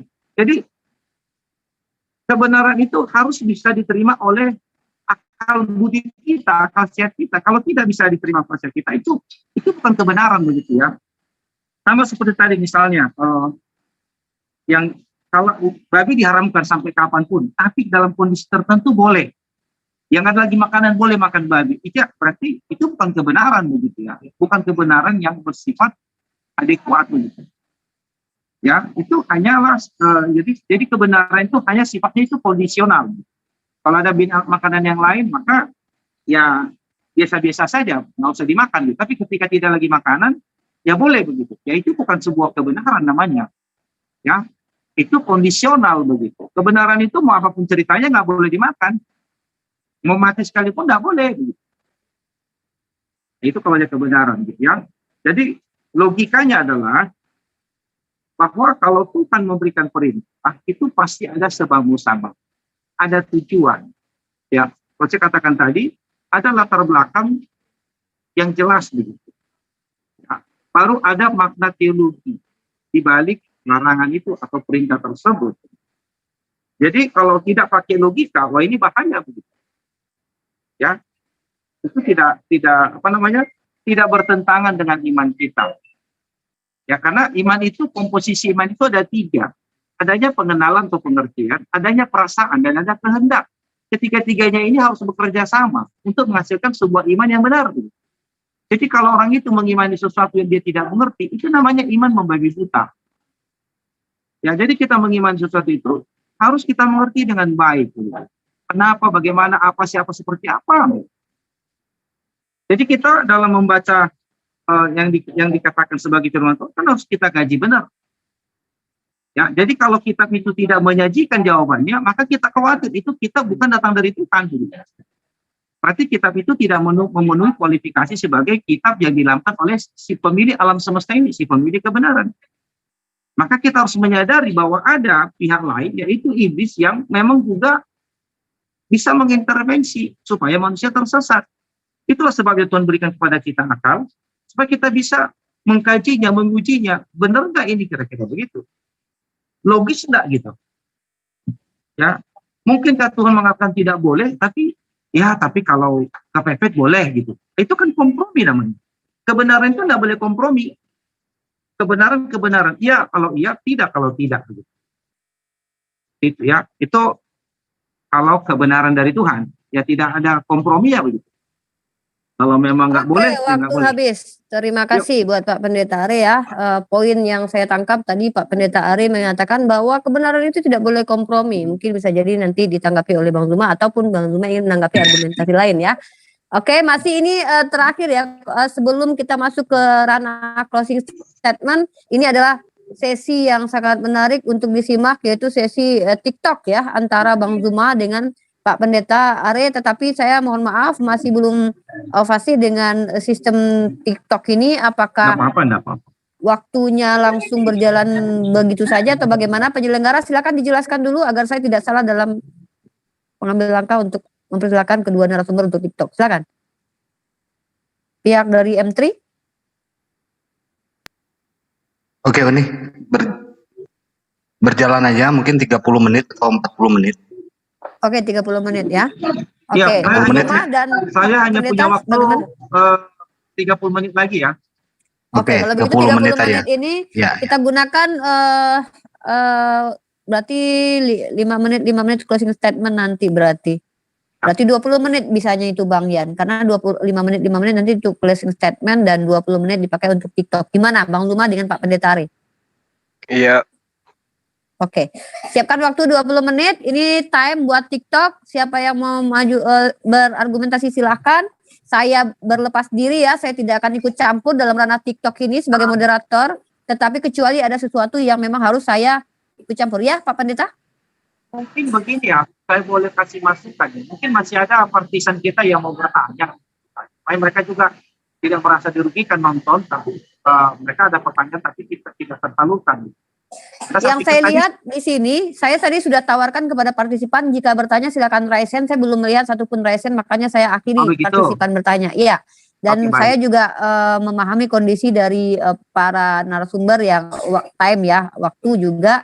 Maka tadi karena Pak Pendeta sudah bilang hanya punya waktu 30 menit dan 5 menit atau 10 menit untuk closing statement untuk kedua narasumber, maka 20 menit tersisa untuk sesi TikTok ya. Dimana saya katakan sekali lagi saya tidak ikut campur dalam ranah ini dan saya rasa kita sudah cukup dewasa, dan ketika memang sewaktu-waktu harus dibutuhkan saya turun, maka saya akan turun tangan untuk melerai jikalau ya, saya harapkan tidak terjadi hal-hal yang tidak kondusif. Baik, kepada Bang Zuma dan Pak Pendeta Aris, silahkan 20 menit dipakai waktunya untuk sesi TikTok dari sekarang. Ya, baik, saya sikapi yang terakhir, pernyataan terakhir bahwasanya ketika diharamkan kemudian menjadi halal pada kesempatan tertentu, maka itu bukan firman Tuhan menurut Pak Pendeta. Ini sangat menarik, Pak. Ketika kemudian hukum Taurat itu dinyatakan di dalam kitabnya Bani Israel, Ulangan, Yeskel, ya, dan beberapa kitab yang mereka katakan sebagai kitab Nabi, bahwa hukum Tuhan itu kekal adanya. Lalu kenapa kemudian di dalam agama Anda bukan hanya kondisional, tapi semuanya dihapuskan? Efesus 2 nomor 15, yang tadinya terkutuk orang yang tidak melaksanakan dengan perbuatan tentang babi ini, kemudian berubah menjadi halal di agama Anda. Tolong tunjukkan kepada saya dalil apa yang Anda gunakan untuk menghalalkan babi di dalam perjanjian baru. Silakan. Nah, jadi siapa yang memberikan undang-undang, aturan, maka dia yang berhak untuk merevisinya. Itu logikanya di situ. Kalau Tuhan yang memberikan aturan, maka Tuhan yang boleh mengubah aturan itu. Ya. Nah, kalau kita lihat dalam perspektif kami Alkitab ini, ya, perjanjian lama, perjanjian baru adalah satu paket. Itu sama-sama diilhami. Yesus itu adalah Allah yang menjadi manusia. Dia yang memberikan larangan untuk tidak boleh memakan itu, tapi dia sendiri yang akan mencabutnya. Kalau kita baca di dalam Markus pasal yang ke-7, ya, saya bacakan kepada kita semua, Markus pasal yang ke-7 ayat 18 hingga yang seterusnya, dikatakan begini, maka jawabnya, apakah kamu juga tidak dapat memahaminya? Tidak tahukah kamu bahwa segala sesuatu dari luar yang masuk ke dalam seseorang tidak dapat menajiskannya? Karena bukan masuk ke dalam hati, tetapi ke dalam perutnya, lalu dibuang di jambat. Dengan demikian dia menyatakan semua makanan halal. Katanya lagi, apa yang keluar dari seseorang itulah yang menajiskannya. Sebab dari dalam terusnya. Pak Pendeta, mohon maaf, yang saya minta pernyataan Yesus menghalalkan babi gitu, Pak. Karena di dalam kitab Mazmur 119 nomor 21, engkau menghardik orang-orang yang kurang ajar. Terkutuklah orang yang menyimpang dari perintah-perintahmu. Perintah-perintahmu yang dimaksud di sini adalah perintah daripada Hasem. Di mana ketika Yesus itu datang, Pak, sebagai manusia, dia tunduk kepada aturan mainnya Tuhan. Nah sekarang ketika dia mengatakan hidup itu adalah engkau taat kepada segala perintah Tuhan, lantas kemudian Anda menggunakan kitab Markus, di mana Yesus sendiri tidak pernah bertemu dengan Markus yang menceritakan kemudian kepada Anda tentang penghalalan babi. Muatan ini, coba Anda lihat, perikopnya bercerita tentang apa? Pengharaman babi atau karena murid-murid Yesus makan tanpa cuci tangan? Itu loh Pak, maka saya minta kepada Bapak, tunjukkan mana dalil yang Anda gunakan sebagai alasan bahwa Anda tidak merubah firman Tuhan yang ada dalam kitab Torah. Silakan. Ya, bisa kita lihat di dalam Kisah Para Rasul pasal yang ini, di dalam pasal yang ke-10, ya, itu dalam ilham Tuhan kepada Petrus, dalam Kisah Para Rasul pasal 10 ayat yang ke-13 sampai 15, ya, kedengaranlah olehnya suatu suara yang berkata, bangunlah hai Petrus, sembililah dan makanlah. Tetapi Petrus menjawab, tidak Tuhan, tidak, sebab aku belum pernah makan sesuatu yang haram, yang tidak tahir. Ya, kedengaran seterusnya, apa-apa saja, semua yang di dalam perjanjian lama itu ditampakkan, kau makan. Ya, tidak ada lagi ini. Sama seperti yang saya katakan tadi, kenapa? Apa latar belakang munculnya larangannya? Itu berkorelasi dengan pernyataan Tuhan Yesus di dalam Kisah Para Rasul pasal yang 10, juga di dalam Markus pasal yang ke-7 tadi. Ya, berkorelasi. Jadi dalam kajian ilmiah itu, dalam kajian keyakinan kita itu, kita harus memakai rumus seperti demikian supaya kita bisa menemukan kebenaran. Apa latar belakang muncul larangan itu? kapan itu dimulai? Ya kan? Kenapa dimulai pada zaman itu? Apa maknanya? Apa kontribusinya? Itu semua harus bisa terjawab dengan baik supaya kita bisa mendapatkan sebuah jawaban yang benar dan yang bisa diterima oleh akal gitu. Iya, Ya. baik, makasih. Yang Anda suguhkan kemudian ini adalah cerita kisah para rasul apostolos yang Anda imani. Kedengaranlah olehnya suatu suara yang berkata, ini suara siapa? Bangunlah hai Petrus, sembelihlah dan makanlah. Tetapi Petrus menjawab, tidak Tuhan, tidak, sebab aku belum pernah makan sesuatu yang haram dan yang tidak tahir. Kedengaran pula untuk kedua kalinya suara yang berkata kepadanya, apa yang dinyatakan halal oleh ilah, tidak boleh engkau nyatakan haram. Nah sekarang mana dinyatakan ilah? Tuhan mana yang mengatakan bahwa babi itu halal? Kan seharusnya kan di situ sudah jelas begitu. Tidak pernah. Kan kalau kita baca ya ayat Musa ini, ia merasa lapar gitu ya dan ingin makan, tetapi sementara makanan disediakan, tiba-tiba rohnya diikuti kuasa ilahi. Tanpa olehnya langit terbuka dan turunlah suatu benda berbentukan lebar yang bergantung pada keempat sudutnya yang ditunjukkan. Ini cerita siapa ini Pak? Mohon maaf Pak Pendeta. Ini yang Bapak baca ini ilham dari mana? Dari Tuhan lah. Dari mana Anda tahu bahwa ini ilham dari Tuhan? Loh, ini semua Alkitab dari kecil sampai wahid itu ilham Tuhan. Iya, yang saya tanya kepada Bapak, dari mana Bapak tahu bahwa ini ilham dari Tuhan? Sementara di dalam kitabnya Bani Israel, Pak, jikalau engkau baik-baik mendengarkan suara Tuhan Allahmu dan melakukan dengan setia segala perintahnya yang kusampaikan kepadamu pada hari ini, maka Tuhan Allahmu akan mengangkat engkau di atas segala bangsa di bumi. Lalu kemudian dikatakan Ulangan 11 nomor 1, haruslah engkau mengasihi Tuhan Allahmu dan melakukan dengan setia kewajibanmu terhadap Dia dengan senantiasa berpegang pada segala ketetapan, peraturan dan perintah-perintahnya. Jangan engkau makan babi karena itu haram bagimu. Pegang aturan itu, taati peraturan itu, jangan tinggalkan perintah itu. Lalu Anda mengambil sebuah paragraf di kitab Anda dengan mengatakan itu ilham. Sementara Yesus sendiri ketika dia datang, apa yang dikatakan? Aku tidak berkata-kata dari diriku sendiri. Apa yang aku katakan adalah apa yang diperintahkan. Sementara yang Anda baca Markus, Petrus, di mana mereka ini mendapat posisi untuk berkata seenak tidak seperti yang Yesus lakukan. Sementara Yesus mengatakan, sedikit Pak, Yesus mengatakan begini, segala firman yang engkau berikan kepadaku, berarti Yesus sebagai penerima firman, telah aku sampaikan kepada mereka. Tolong tunjukkan kepada saya, di mana dan kapan dan apa bunyinya Yesus menyampaikan firman kepada murid-muridnya, bahwa babi itu sudah halal. Oke, tapi saya mau tanya ini Pak Juma, Anda setuju nggak imamat pasal 11 itu firman Tuhan? Saya tidak pernah, saya tidak pernah mengatakan bahwa Alkitab, dalam hal ini Bible, itu murni sebagai firman Tuhan. Dalam iman saya itu tidak. Oke. Ya. Berarti kan kalau Anda mengatakan demikian, yang nggak ada juga gunanya saya sampaikan ini. Makanya saya katakan bukan begitu Pak. Tunggu. Bukan gitu. Di dalam kitab Anda, di dalam kitabnya Bani Israel yang Anda jadikan sebagai kitab, ada perintah, jangan engkau makan babi. Terlepas dia perintah Tuhan atau bukan perintah Tuhan, yang saya tanya, kenapa yang satunya mengharamkan, kemudian Kristen muncul menghalalkan? Nah, itu maka saya tanya tadi. Saya mau negas kepada Anda, setuju nggak imamat 11 itu benar? Saya katakan sekali lagi Pak Pendeta, ini bukan masalah benar atau tidak. Ini ada perintah. Kenapa saya katakan, saya tidak bisa perintah Tuhan? Gimana? Anda percaya imamat 11 itu perintah Tuhan? Saya dalam hal ini tidak bisa menentukan, karena kenapa?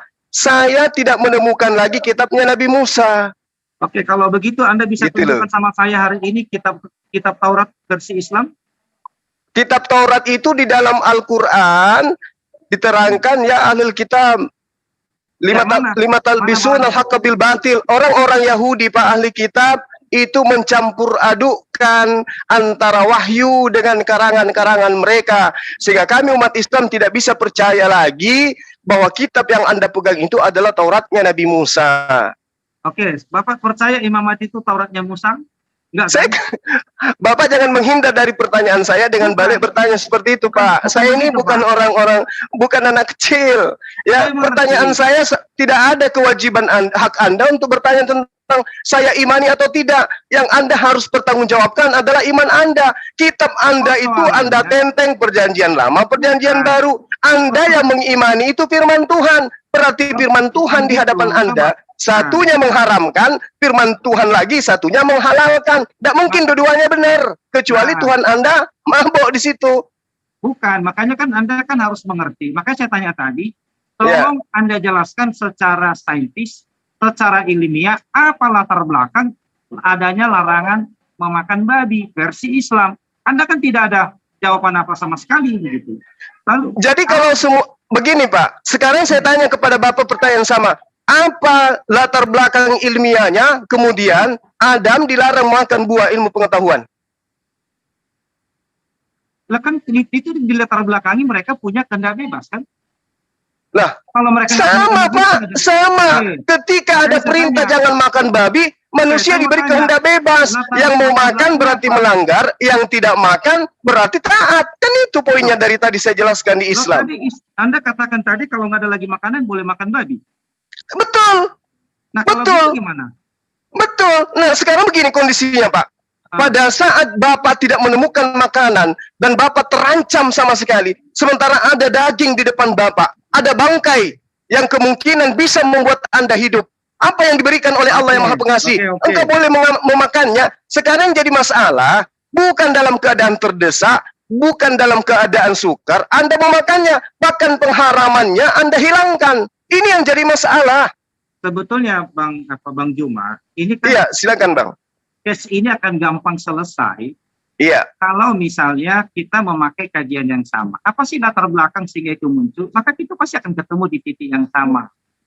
Apa latar belakang kita ini bisa berdiskusi? Kan pasti ada latar belakangnya kan? Bapak, pertanyaan saya Pak, di mana Kristen mengambil data halal babi itu? Makanya tadi kan sudah saya jelasin latar belakangnya kenapa. Apa itu? Kapan dimulai? Di mana? Kan saya sudah jelasin dari tadi kan? Kapan berarti saudara ini lebih tahu pemikiran Tuhan daripada Tuhan itu sendiri. Karena Tuhan tidak menjelaskan di dalam kitab Torah, kenapa babi itu diharamkan? Masalahnya saya sudah jelaskan Pak. Kan Alkitab kan menjelaskannya. Anda lebih tahu pemikiran Tuhan daripada Tuhan itu sendiri berdasarkan data yang ada di kitab. Coba Anda sebutkan kepada saya apa dan di mana dalilnya tertulis penyebab babi itu diharamkan. Kan sudah saya baca tadi. Apa tuh? Dalam kisah para rasul tadi kan sudah saya baca. Karena kukunya terbelah? Bukan, imamat itu semua sudah di situ kan dikatakan. Ya, coba. Justru yang saya counter ini pernyataan kitab Anda yang menghalalkan oleh karena ada suara yang didengarkan. Sementara di dalam kitab saudara, ujilah setiap roh. Karena setan pun bisa menjelma menjadi malaikat. Nah sekarang dari mana Anda tahu bahwa yang berkata kepada Lukas ini adalah Tuhan? Loh, kan ini ya, ini makanya kan ini kan akan tidak memahami masalah Alkitab ini. Loh kok saya nggak memahami Pak? Justru saya membawa Bapak dalam pertanyaan ini, karena ini masalah hal yang sangat-sangat sensitif. Babi haram di dalam kitabnya agama Yahudi. Sampai hari ini Pak, Yahudi masih mengharamkan babi. Datang Kristen yang usianya antara kitabnya Musa dengan Kristen itu kurang lebih 1700 tahun, mengambil kitabnya orang menempel di kitabnya, lalu kitab ini dikatai perjanjian lama, lalu kitabnya mereka dikatakan perjanjian baru, dengan tujuan. Coba Bang Juma sebentar. Silakan. Jadi kalau misalnya semuanya itu tidak ada penjelasan latar belakangnya, maka itu sama dengan membabi buta. Lah, contoh, dengar dulu. Apa latar belakang Muhammad itu diangkat jadi nabi? Harus ada latar belakangnya dong. Latar belakangnya memang sudah direncanakan oleh Allah untuk mengutus dia menjadi nabi. Nah, oke. Latar belakangnya apa? Itu kan masalah klaim saja begitu. Apa sih latar belakang yang munculin? Bukan, sama ketika saya tanya apa latar belakangnya Anda menuhankan Yesus. Apa yang Anda katakan kemudian? Apa latar belakangnya? Memang dia dasarnya Tuhan? Nah, itu dia. Di mana? Di mana? Coba tunjukkan kepada saya data sebagai pendeta yang pernah sekolah belajar lama. Tunjukkan kepada saya data pernyataan Yesus bahwa dia itu adalah Tuhan. Coba kamu baca di dalam Yohanes 13 ayat 13 sampai 14. Apa itu dalam bahasa Yunaninya, Pak? Kata kurios. Kurius itu apa, Pak? Yehova. Sama enggak apa? Yehova. Kurius Yehova. Iya. Sama enggak kurius itu dengan Theos? Enggak, itu sebutan. Oh, jadi Theos itu sebutan. Oh, iya, Kalau sama kurius dengan bukan. Allah. Jadi Allah itu kan sebenarnya kan itu sebutan. Itu kan bukan nama ya. Yesus itu nama. Yesus itu kan sebutnya Yehova Soterian. Artinya dia adalah Yehova Juru Selamat. Seperti itu. Oh, jadi kalau sebagai juru selamat, yang tadinya haram dia halalkan gitu, Pak? Enggak gini, Bang Juma. Iya. Jadi kan kita kan, makanya saya bilang tadi, kita ini akan bisa menemukan kebenaran itu kalau penjelasannya itu ilmiah. Ya justru ini Pak, jangan ke ilmiah dulu. Data diadu data dulu. Data dari awal, saudaraku dari awal Anda mempertanyakan ayat Al-Quran, apa yang melatar belakangi, apa penyebabnya. Sekarang ketika ini saya katakan, kami umat Islam ketika diperintah, maka kami taat. Jangan makan babi, udah. Titik gitu ya? Iya, titik. Nah, sementara Bapak, kalau ada perintah jangan makan babi, Anda akal-akalin. Oke, saya bisa mengerti. Artinya kan begini, kalau pihak menurut dari perspektifnya Bang Juma, kalau dibilang A, ya ikut saja A, kan begitu. Iya. Nah, itu berbeda dengan kami. Baik orang Kristen maupun orang Yahudi, ketika ada sebuah instruksi, itu akan dikaji. Kenapa seperti ini? Apa latar belakangnya? Apa maksudnya? Apa maksudnya? Iya, itu juga terjadi di Islam, Pak. Kenapa diharamkan babi? Oh, ternyata babi itu mengandung ini, mengandung itu, mengandung ini. Sebabnya seperti ini. Ada, itu, Pak. Ya, ini salah satunya hikmah. Kenapa diharamkan babi? Gitu loh, Pak. Nah, sekarang ketika Anda mengatakan kami ketika menerima perintah, kami telaah dulu, kami dengarkan dulu. Sekarang saya tanya, Yesus ketika datang menerima firman, apakah Yesus protes dulu kepada Sang Bapa? Sementara Yesus mengatakan, aku tidak berkata-kata dari diriku sendiri. Yang aku katakan adalah apa yang aku diperintahkan untuk aku katakan, aku sampaikan. Yesus tidak pernah bebal dia. Yesus tidak pernah bertanya, kenapa kamu perintahkan aku begini ya Tuhan? Dia mendengarkan dan dia mentaati, sehingga dia mengatakan, aku mengenal pengikutku, pengikutku mengenal aku. Bang Juma. Jadi kan makanya saya bilang tadi, kalau misalnya tidak ada penjelasan yang secara ilmiah, ini sampai 30 tahun pun nggak akan ada titik terangnya. Loh, Bapak, Anda lihat dulu, buka di apa temuan-temuan ilmuwan dan kedokteran, apa yang menjadi data ilmiah sains terhadap pengharaman babi. Buka, pelajarin itu, Pak. Saya tahu, tapi itu kan tidak memberikan jawaban yang ini. Tidak memberikan jawaban yang real. Maksudnya begitu. Orang yang makan babi, sehat-sehat aja, nggak ada problem tuh. Pintar-pintar aja. Justru makan daging kambing, sama juga nggak pintar-pintar sama juga. Nah, itu nanti Anda katakan kepada Tuhannya Yesus di hari kebangkitan. Tuhan, kamu mengharamkan babi, tapi ternyata ketika saya makan babi saya sehat-sehat aja, Tuhan. Itu jangan di hadapan saya, di hadapan Tuhan yang mengharamkan itu, Pak. Tuhan yang mengharamkan, bukan saya. Oleh karena itulah ketika Anda punya jawaban seperti itu, jawablah nanti di Tuhan ketika Anda ditanya, wahai kamu, kenapa kamu menghalalkan sesuatu yang saya haramkan? Kalau gitu Bu diskusinya Pak Juma, maka semua kita tanya nanti setelah kita mati begitu. Kalau gitu jelas, makanya ada hari penghakiman, Pak. Makanya Yesus itu menjadi hakim karena kita akan dihakimi. Ketika Yesus memerintahkan kita taat kepada perintah Tuhan, kita melanggarnya. Memang ada dalam Al-Qur'an kalau makan bayi masuk neraka. Segala sesuatu yang melanggar perintah Tuhan, Pak, tempat cucinya itu neraka, kecuali tobat. Iya. Berarti makanan menentukan orang masuk neraka begitu. Berarti babi itu bisa bukan makanannya, Pak. Sekali saya katakan, bukan makanan. Babi itu menurut teman-teman saya Kristen makanan yang paling enak. Tapi yang menentukan adalah ketaatan manusia terhadap perintah Tuhannya. Coba baca Matius 19 nomor 17, Pak. Apa yang dikatakan oleh Yesus? Jika engkau ingin memperoleh hidup, maka taatilah segala perintah Tuhan. Salah enggak itu? Enggak, saya mau tanya, Anda percaya? Nah, saya tanya dulu, salah enggak pernyataan Yesus itu, Pak? Tidak salah. Anda percaya? Oke, kalau tidak salah, kenapa Anda enggak ikutin? Bukan, Anda percaya itu firman Tuhan? Loh, jangan ke saya. Bapak percaya enggak itu firman Tuhan? Oh, itu firman Tuhan. Kalau firman Tuhan, kenapa Bapak enggak ikutin? Nah, jadi kan kita nggak boleh anatrikan. Anda kutip Matius. Saya kutip Kisah Para Rasul, Anda katakan itu enggak. Lah, sekarang yang mengimani kitab-kitab itu bukan saya, Bapak loh. Sekarang ketika saya Matius 19 nomor 17 itu perintah Tuhan, Bapak ikutin. Tadi kan makanya saya bilang tadi, semua Bapak itu ikutin enggak? Tunggu, Nah. Bapak ikutin enggak bahwa hidup itu adalah taat kepada perintah Bapak? Anda ikutin enggak? betul. Nah, Imamat 11 nomor 7, Anda ikutin. Makanya kan saya bilang tadi, Alkitab ini kan dari Kejadian sampai Wahyu. Nah, inilah yang dikatakan. Dulu. Jadi Ya, Anda dengar dulu, jangan Anda hanya nyorotos saja begitu. Orang lain juga perlu ngomong. Makanya kan Kejadian sampai Wahyu itu satu kesatuan yang utuh, nggak bisa dipisah. Saling Oh, dari menjelaskan kata satu siapa? dan yang lain. Kata siapa, Itu Pak? Kata saya. Kata Yesus gimana? Loh, itu Pernah enggak kan Yesus kesatuan. menyebut perjanjian baru? Lah itu kan semua ilham dia. Aduh Bapak. Jadi fokus lagi kepada tema kita, Bukan, bahwa jadi Bapak makanya belum saya bisa bilang tadi, belum kalau- bisa mewakili orang-orang Kristen kenapa mereka dibolehkan makan babi. Begini, Gitu kan ya, saya Pak, ya? sudah jelasin. Kan saya sudah jelasin tadi. Dari tadi Anda mungkin nggak tahu ngapain gitu. Oke, Saya sudah seru jelaskan tadi. sekali. Tapi Oke, Bang. Oke, sayang thank you. sekali waktunya. Iya, biasalah dialog-dialog. habis. Atau mungkin kedua narasumber ingin menambah waktu, kita kasih lagi Ya, waktu 5 kita menit serahkan atau 10 kepada menit. teman Oke, kita. 5 menit lagi boleh lah. Ya, Oke, sebelum untuk kita TikTok tutup ya. ya. 5 Oke. ini belum closing statement ya teman-teman. Kita kasih waktu 10 menit lagi ya untuk TikTok karena masih gantung banget karena lagi seru-serunya ya. Oke. Dan kedua narasumber kita sepakat untuk menambah waktu 10 menit lagi untuk TikTok dan saya persilakan. Kembali lagi saya tidak ikut campur dalam ranah TikTok ini. Silakan dari sekarang. Iya, Iya, jadi kan seperti saya bilang tadi, ini nggak boleh dinafikan.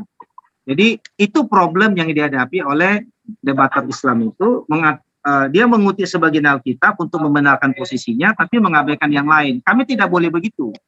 Itu satu kesatuan. Makanya untuk kita menemukan jawaban yang benar itu, maka harus memakai rumus ilmiahnya. Apa latar belakang itu muncul? Kapan itu muncul? Kenapa dimunculkan pada saat itu? Apa maknanya? Apa kontribusinya? Baik itu secara saintis maupun itu secara medis. Itu semua harus terkonfirmasi supaya kita menemukan kebenarannya. Kalau misalnya kita mengatakan pokoknya begini, maka kita tidak akan pernah cerdas sampai kiamat begitu. Nah, itulah gunanya kita diberikan Tuhan akal sehat untuk kita mengkaji. Kenapa sih Tuhan mengatakan seperti ini? Ada apa? Ya, mengapa Musa melarang di dalam Taurat melarang makan unta? Tapi kenapa tiba-tiba Muslim menghalalkan yang namanya unta? Apa problemnya? Kan itu ada penjelasan ilmiah begitu. Latar belakangnya apa? Kenapa jadi begitu? Kenapa berbeda? Begitu kan? Sehingga kita mendapatkan sebuah pendidikan atau pembelajaran yang objektif begitu. Oke, Pak, saya tanya kepada Bapak. Apa alasannya Tuhannya Yesus mengharamkan babi di Imamat 11 nomor 7? Coba, saya ingin tahu. Saya sudah jelaskan tadi, diharamkannya. Apa latar belakang pengharaman babi? Ya, babi diharamkan bukannya babi saja sebenarnya. Ada 3 kelompok binatang. Ya, di udara. Tema yang Bapak pilih babi aja Pak, nggak usah melebar Pak, waktu kita terbatas. Loh, itu kan makanya saya jelaskan aja, nggak usah disangka dulu gitu.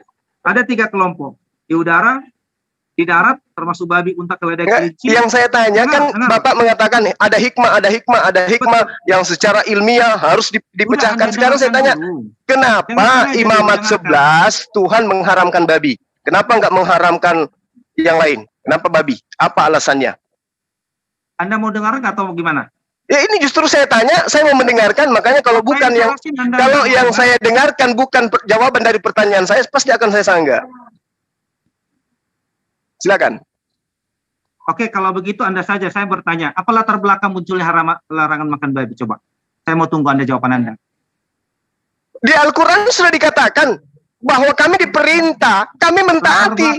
Latar belakangnya apa? Itu beda. Lah, ini wahyu yang datang dari Allah kepada baginda Rasul Muhammad SAW. Dikatakan bahwa tidak ada datang kepadaku wahyu untuk kemudian diharamkan makan makanan kecuali diantaranya adalah babi. Latar belakangnya apa? Tidak diceritakan di Al-Quran latar belakangnya. Yang itu nggak benar kalau begitu. Sekarang giliran Anda, silakan. Latar belakangnya apa? Begitu. Nah, makanya dengar saya gitu ya. Latar belakang loh Pak ya, jangan salto kemana-mana ya, silakan. Betul. Maka Anda harus mengerti apa itu latar belakang. Sebab musabab kan. Kenapa diharamkan makan babi? Dilatar belakangi oleh janji kepada Abraham, di mana nanti Abraham akan menjadi bapak daripada Mesias. Dari keturunannya akan lahir juru selamat yang akan menanggung. Apa hubungannya, Pak? Bapak ingin menjual Yesus? Apa hubungannya dengan babi? Ujung-ujungnya nanti anak itu lahir dari perawan. Apa hubungannya dengan babi? Makanya ini kan satu kesatuan yang utuh, saling menjelaskan. Anda kan tidak mau Latar belakang, Pak, latar belakang. Latar belakang babi haram. Ya. Latar belakangnya bahwa nanti dari Abraham akan lahir juru selamat dari keturunannya. Dengar dulu, makanya Anda dengar saja. Loh, Anda mau dijelasin atau gimana? Harusnya, jangan babi aja, Pak. Diharamkan semuanya. Enggak, coba Anda jelaskan di versi Anda. Kan tak bisa juga Anda jelaskan kan latar belakangnya apa? Ini yang Anda jelaskan ini tidak ada hubungannya dengan pengharaman babi. Yang Anda ingin jual adalah Yesus mati di atas tiang salib. Bukan begitu. Makanya kan Anda perlu dengar dulu supaya Anda Oke, silakan. Ini moderator siapa ini kira-kira? Jadi kalau misalnya saya nggak jelasin gimana? Saya sudah katakan, saya tidak ikut campur. Silakan aja, Bang. Silakan, Bang. Biar kita dengarkan apa yang Anda ingin jual di sini. Silakan. Ini bukan masalah dijual begitu. Maka saya bilang tadi, setiap keyakinan yang tidak bisa menjelaskan imannya dengan metode seperti itu pasti iman membabi buta begitu. Nah, ini Anda sedang membabi buta ini. Saya tunjuk 30 menit loh, Pak. Kita minta apa yang melatar belakangi hal yang haram tadi menjadi halal, apa yang Anda tunjukkan kemudian? Ada? Mau dijelasin enggak? Menghabiskan waktu maksudnya. Silakan. Bukan begitu. Anda kan tidak pernah bisa jelaskan latar belakang ini. Saya jelaskan latar belakang itu diharamkan karena bangsa Israel itu sedang kan dipilih Tuhan, ditabiskan menjadi bangsa pemberita kebenaran. Bahwa dari mereka nanti akan lahir juru selamat. Jadi untuk menjaga kemurnian keturunan dari Abraham sampai kedatangan sang juru selamat, mereka tidak boleh menikah dengan bangsa manapun. Sebagai simbol mereka tidak boleh menikah dengan bangsa manapun, maka dipakailah binatang ini sebagai simbol kenajisan, di mana mereka tidak boleh memakan binatang tertentu yang menggambarkan bangsa-bangsa di sekitar mereka. Ya, mereka tidak boleh menikah dengan raja manapun, yang tidak boleh. Ya, karena itu tidak satu iman.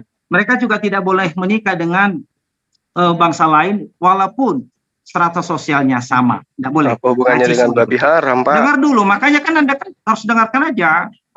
Mereka juga tidak boleh menikah dengan budak mereka, sekalipun itu cantik, disimbolkan itu dengan binatang atau ikan yang tidak bersisik begitu. Sampai kapan dia berlaku?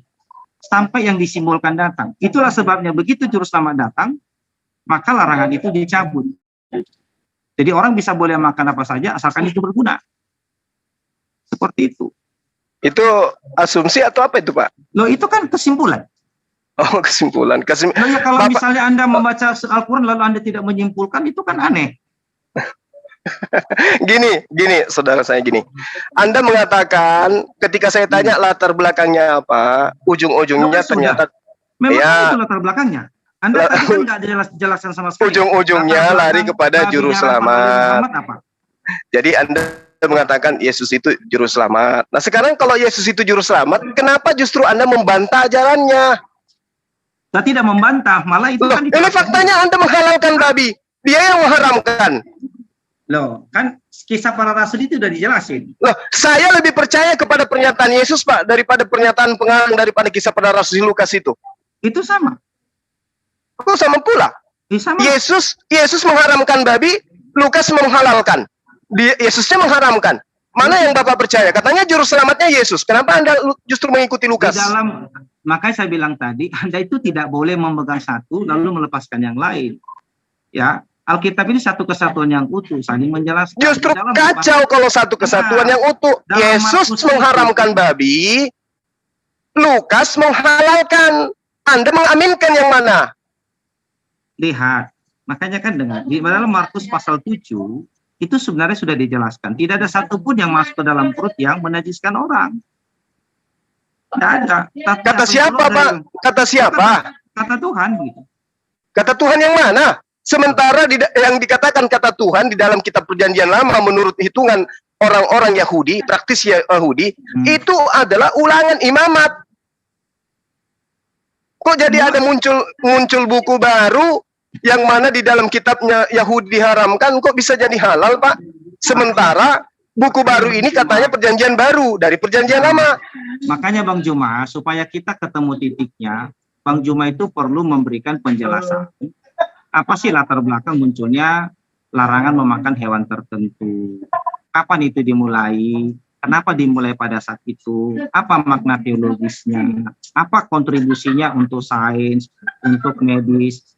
Itu yang harus Kan tadi saya sudah sampaikan, Pak. Nggak ada gitu. Saya sudah menyampaikan. Nggak ada. Saya tidak bisa mengada-ngada sesuatu yang tidak ada di dalam kitab saya. Pegangan saya Al-Quran. Ya, gini dia Bang Juma, latar belakang itu kan kita buat, itu kan dari kesimpulan pembacaan kita. Apa sih gitu kan, dari kajian kan begitu. Oh ternyata ini latar belakangnya oleh ini. Ya apa motifnya gitu. Jadi bukan pokoknya begini. Ya itu bukan sebuah penjelasan, itu statement. Nah, terus apa poin yang Anda ingin ketika Islam mengatakan babi itu haram, seirama dengan Al-Quran, seirama dengan ajaran Yesus, sementara Anda menghalalkan? Apa patokan Anda kemudian? Menghalalkan apa yang diharamkan oleh Yesus? Aku kitab kan bisa bilang tadi, siapa yang membuat undang-undang, maka dia yang boleh mengubahnya. Loh, Bahkan memangnya Bapak yang membuat undang-undang perjanjian lama? bukan. Terus kenapa Bapak yang merubahnya? Emang Bukan Lukas saya yang merubah. membuat perjanjian lama? Bukan. Kenapa Itu Lukas Yesus yang merubahnya? Enggak, Lukas nggak mengubahnya. Lah faktanya tadinya babi haram, Pak. Bukan, itu kan Lukas mencatat apa yang disampaikan oleh Tuhan. Gitu. Loh, gimana Anda bisa mengatakan yang dicatat Lukas itu adalah firman Tuhan sementara Yesus? Saya mau tanya Anda nih, kalau bisa seimbang, itu Muhammad itu baca Al-Quran enggak? Al-Quran itu diwahyukan Dibaca oleh Allah si kepada Muhammad enggak, gitu. Saya mau tanya, dibaca Muhammad enggak Al-Quran? baca. Masa sih? Iya, Yang bener aja. benar. Di mana coba? Ya, buktinya dia diperintahkan ikra, baca. Dia membaca. Nah, coba. Jadi kan artinya kan kita nggak usah masuk ke sana. Maka saya bilang tadi, kita nggak usah masuk kepada substansinya. Lah nggak bisa, Pak. Anda menghalalkan sesuatu yang diharamkan oleh Tuhan. Makanya saya Itu bilang, Anda harus bertanggungjawabkan, kan gitu. saya sudah tanggung jawab loh Bang Juma. Cuman kan saya bilang, tadi, oleh karena Bang itulah Juma aku kan tidak tanya. jelaskan. Bang Juma tadi belum pernah jelaskan loh. Saya dengar dari tadi latar belakang Apa tuh? munculnya larangan ini. Kapan dimulai? Kenapa Kan dimulai? Nggak ada loh. Pak, jangan menggunakan standar kitab Anda dengan kitab saya. Nggak boleh. Itu bukan kitab saya, Pak. Lah, Anda bertanya tentang latar belakang. Tapi giliran saya tanya apa latar belakang babi halal, haram. Anda lari ke Abraham. Nyambungnya di mana tuh? Ternyata ujung-ujungnya Anda ingin menjual. Itu bagus ini, Pak. Oke, makasih. Oke ya, saya Oke, sudah sampai cukup ya. Saya pikir sudah lupa cukup waktu karena saya ya. juga Iya, oke Bang, thank you Bang. Thank you. 5 menit. Ya, Iya, jadi waktu tadi tambahan ya. Tadi kita 20 menit sesi TikTok, ternyata luar biasa ya, menarik sekali sesi TikTok ini, dan waktu 10 menit pun ditambahkan juga ternyata masih menarik. Tapi ya kembali lagi ya, mungkin lain kali kita akan pertemukan lagi antara Bang Zuma dengan Pak Pendeta Are ya, jikalau ada yang memang belum clear rasanya. Dan ini waktunya untuk closing statement ya dari kedua narasumber ya, 5 menit. Sebagai sesi tadi sudah lumayan panas, dan mudah-mudahan di sesi closing statement ini bisa kembali cooling down gitu. Oke, silakan untuk kedua narasumber saling Karena saya tadi closing mau mulai, statement. sekarang tadi saya awal, maka ini Bang Juma yang Oke, baik. Oke, baik. Tadi yang memulai opening statement adalah pihak Ya. Kristen, maka silakan untuk Bang Zuma closing statement. Closing statement untuk pertama kali. Waktu dan tempat dipersilakan. Bismillahirrahmanirrahim. Pertama, saya mohon maaf kepada saudara saya ya, Bapak Pendeta, ketika ada kata-kata yang kurang berkenan, biasa dalam dialog itu, Pak. Jadi terkait dengan tema kita, Al-Quran memberikan pedoman kepada umat manusia, ya, khususnya mereka yang kemudian berserah diri pada Tuhan, pencipta dan bumi, yang kemudian disebut dengan sebutan Allah Subhanahu wa Ta'ala. Bahwa ketika hukum itu datang, kedatangan hukum itu bukan untuk diprotes, bukan untuk dipretelin, bukan untuk dipertanyakan, bukan untuk ditolak, melainkan untuk ditaati. Allah menerangkan di dalam Al-Quran, dalam surah An-Nur, dan juga di dalam surah An-Nisa, di mana poinnya kemudian adalah Qul ati'ullah wa ati'ur rasul. Fa in tawallau fa innama alai ma hummil wa alaikum ma hummiltum Wa in tuti'u tahtadu wa ma 'alar rasul ya lil balaul mubin. Ini yang diterangkan kemudian kepada umat Islam. Sehingga umat Islam itu ketika ada perintah, mereka tidak bertanya. Mereka mentaati. Berjalannya waktu kemudian, uraian demi uraian dalam perintah itu kemudian dibeberkan oleh masa dan juga zaman. Kenapa kemudian para ilmuwan banyak yang kemudian terkagum-kagum dengan isi Al-Quran? Karena itu tadi, Rasulullah Muhammad SAW tidak pernah melakukan penelitian. Ini yang mana yang harus diharamkan ini, babi atau onta, atau kodok, atau kepiting. Mereka melakukan penelitian dan seterusnya. Itu tidak ada ditemukan dalam Al-Quran. Tidak ada di dalam sejarah penulisan kodifikasi Al-Quran atau apapun namanya, baik dari sumber internal, eksternal, dari musuh-musuh Islam, yang pernah menorehkan bahwa baginda Rasul Muhammad SAW sebelum menuliskan Al-Quranul Karim, menyampaikan Al-Quranul Karim itu, terlebih dahulu melakukan penelitian. Seketika saja wahyu itu datang kepadanya untuk disampaikan kepada manusia. Berjalannya waktu, semakin canggih kehidupan manusia, semakin modern kehidupan manusia, mereka akan semakin dekat dengan kebenaran yang ada dalam Al-Quranul Karim. Allah menerangkan, taat kepada Tuhanmu dan taatilah kepada utusannya. Dan jika kamu berpaling, maka sesungguhnya kewajiban Rasul itu apa yang dibebankan kepadanya. Dan kewajiban kamu sekalian adalah semata-mata apa yang dibebankan kepadamu. Dan jika kamu taat kepadanya, niscaya kamu mendapat petunjuk. Dan tidak lain kewajiban Rasul itu melainkan menyampaikan amanat Allah yang ada dengan terang. Ini yang diterangkan oleh Al-Quran. Man yuti'ir Rasul faqad ata Allah wa man tawalla fama arsalnaka alaihi hafiza. Barang siapa yang mentaati Rasul, sesungguhnya ia telah mentaati Allah.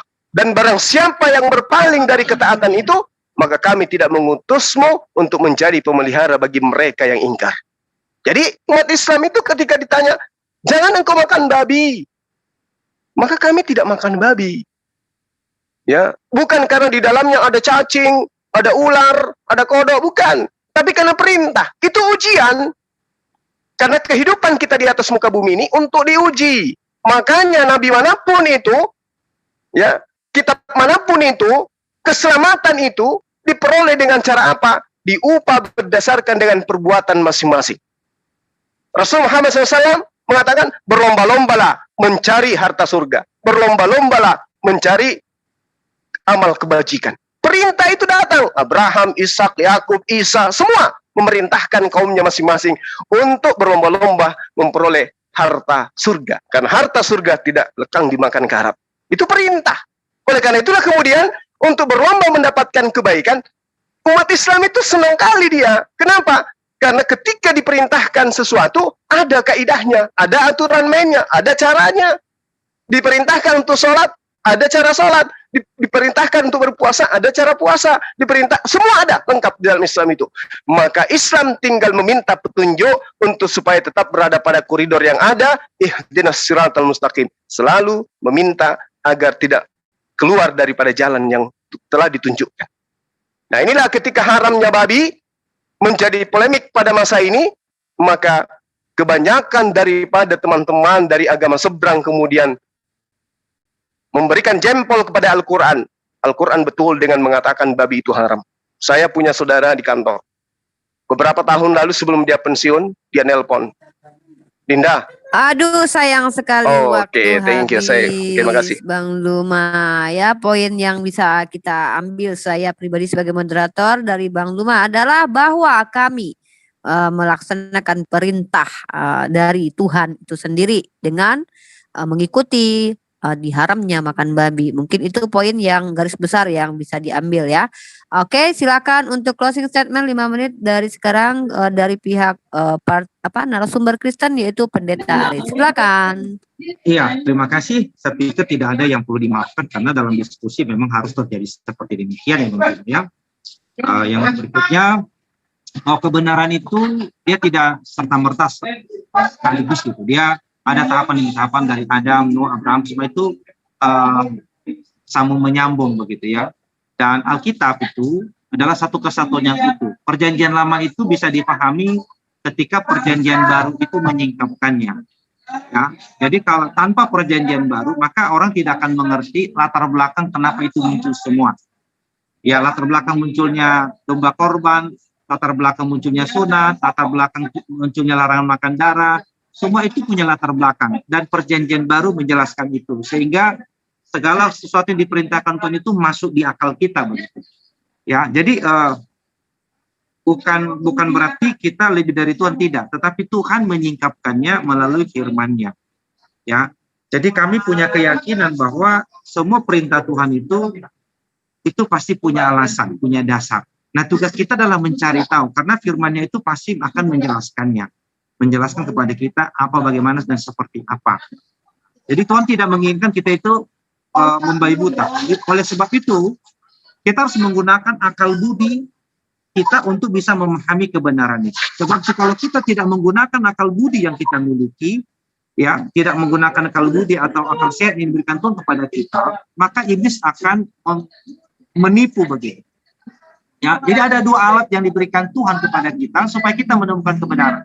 Yang pertama adalah wahyu, yaitu kitabnya. Yang kedua adalah akal sehat. Salah satu dari ini tidak dipakai, maka ia tidak akan mungkin menemukan kebenaran. Jadi orang tidak memakai akal budinya, tidak memakai akalnya untuk meneliti, maka dia akan tersesat secara otomatis. Jadi sekali lagi ada dua alat supaya manusia menemukan kebenaran. Yang pertama adalah wahyu, yaitu Alkitab. Yang kedua adalah logika. Logika dengan Alkitab itu tidak pernah berseberangan. Oleh karena itu tetap gunakan logika Anda, ya, pertimbangkan, renungkan, maka engkau akan menemukan kebenaran. Saya sampaikan sebelum saya ditutup, carilah kebenaran itu dengan sungguh-sungguh. Maka ketika engkau mencari sungguh-sungguh, maka si pemilik kebenaran itu pasti akan menyingkapkan kebenaran. Sebab jika orang tidak mencari kebenaran dengan sungguh-sungguh, maka kebenaran itu tidak akan pernah tersingkap. Ya, jadi Tuhan yang punya kebenaran hanya menyingkapkan kebenaran itu kepada orang yang mencarinya dengan segenap hati. Ya, demikian closing statement dari sana. Dari saya, Tuhan Yesus memberkati kita. Amin. Masih ada waktu 2 menit lagi, Pak Pendeta, mau dimanfaatkan atau? Bisa juga, ya. Jadi saya menemukan bahwa semua kajian ilmiah itu tidak pernah bertentangan dengan Alkitab. Ya, saya menemukan bahwa tidak pernah ada kajian ilmiah yang sejati, ya, bukan seperti evolusi. Ya. Saya tidak percaya dengan itu, atau teori Big Bang. Tapi semua kajian ilmiah yang memakai rumusan-rumusan ilmiah itu tidak akan bertentangan dengan Alkitab. Ya, jadi sekali lagi saya katakan tadi, mari kita gunakan akal budi kita untuk mencari kebenaran. Sebab itu Tuhan memberikan supaya kita menggunakannya dengan baik. Jika Anda tidak menggunakannya, maka Anda berpotensi untuk disesatkan. Kita harus menyadari bahwa ada iblis yang berusaha menyesatkan manusia. Oleh karena itu kita harus meneliti. Kita berkata, ujilah segala sesuatu dan peganglah yang baik. Kita harus menguji dengan baik. Jikalau tidak kita uji, wah ini gawat. Ya. Oke, sekali lagi, demikian dari saya, kiranya Tuhan memberkati kita. Waktu 1 menitnya dibiarkan saja, Pak. Oke. Sudah, karena saya juga harus segera. Oke, waktu menitnya di stop saja, 1 menit lagi tersisa ya. Salam, stop saja, salam buat semua moderator, sama Bang Juma juga dan semua para pemirsa. Iya, oke Bang, makasih, hati-hati ya. Yang datang ya Bang Juma. Siap. Oke. Tetap sehat kawan. Ya, baik. Oke, salam. Kasih. Oke, terima kasih buat Pak Pendeta Aris. Semoga ini menjadi awal yang baik ya untuk diskusi selanjutnya dengan tema-tema menarik yang akan dibahas di Zoom Muslim ini ya. Terima kasih sudah berkunjung intinya ke Zoom Muslim. Baik, saya selaku moderator juga akan closing.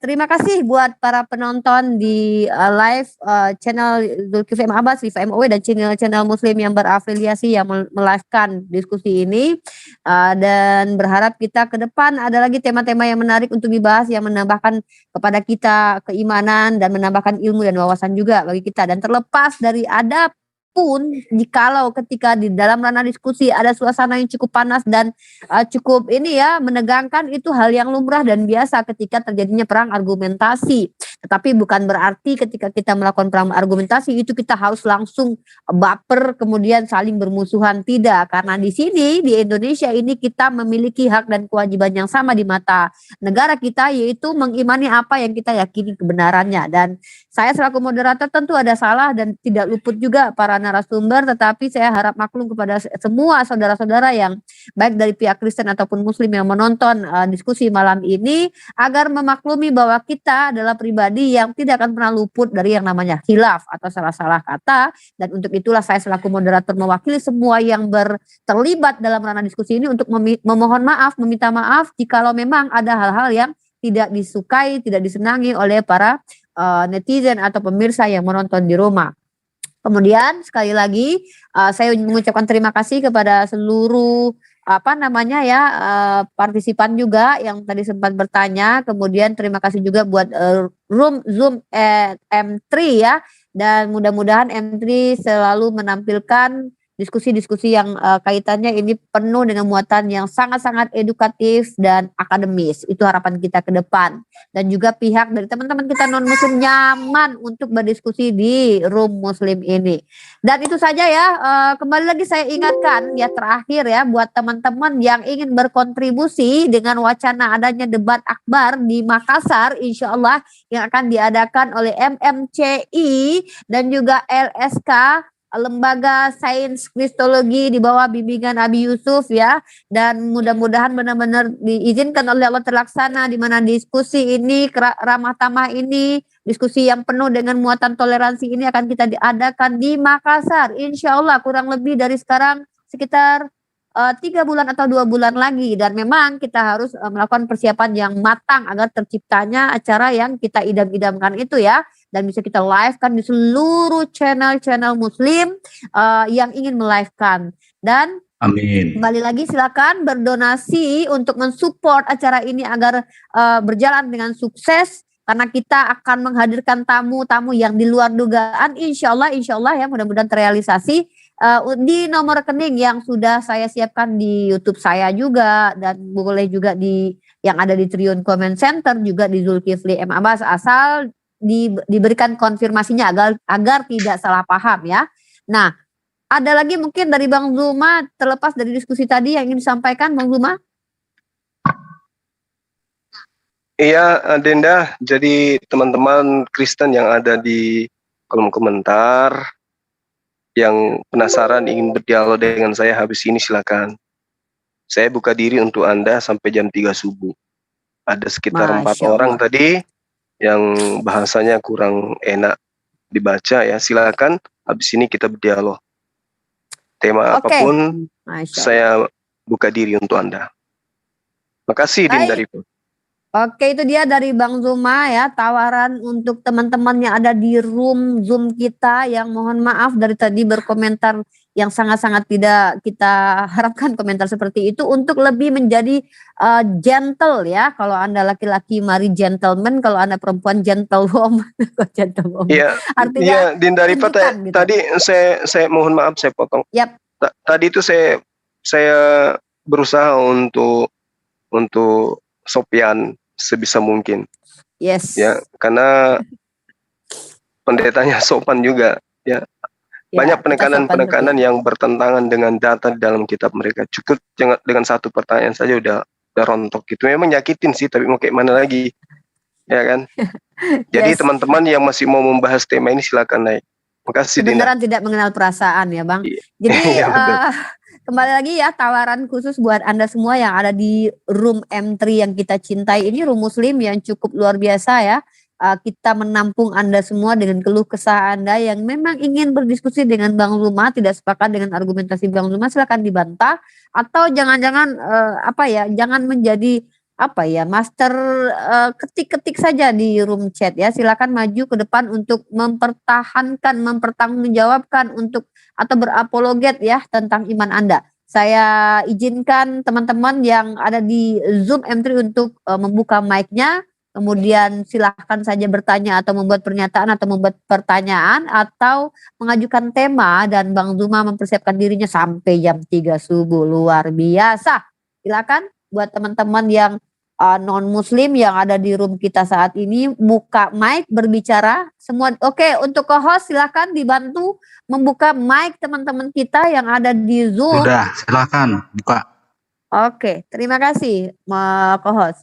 Silakan buat teman-teman yang memang ingin berpartisipasi berpartisipasi pada malam ini mempertahankan keyakinannya, menggugurkan argumentasi dari Bang Zuma, itu pun kalau mampu ya.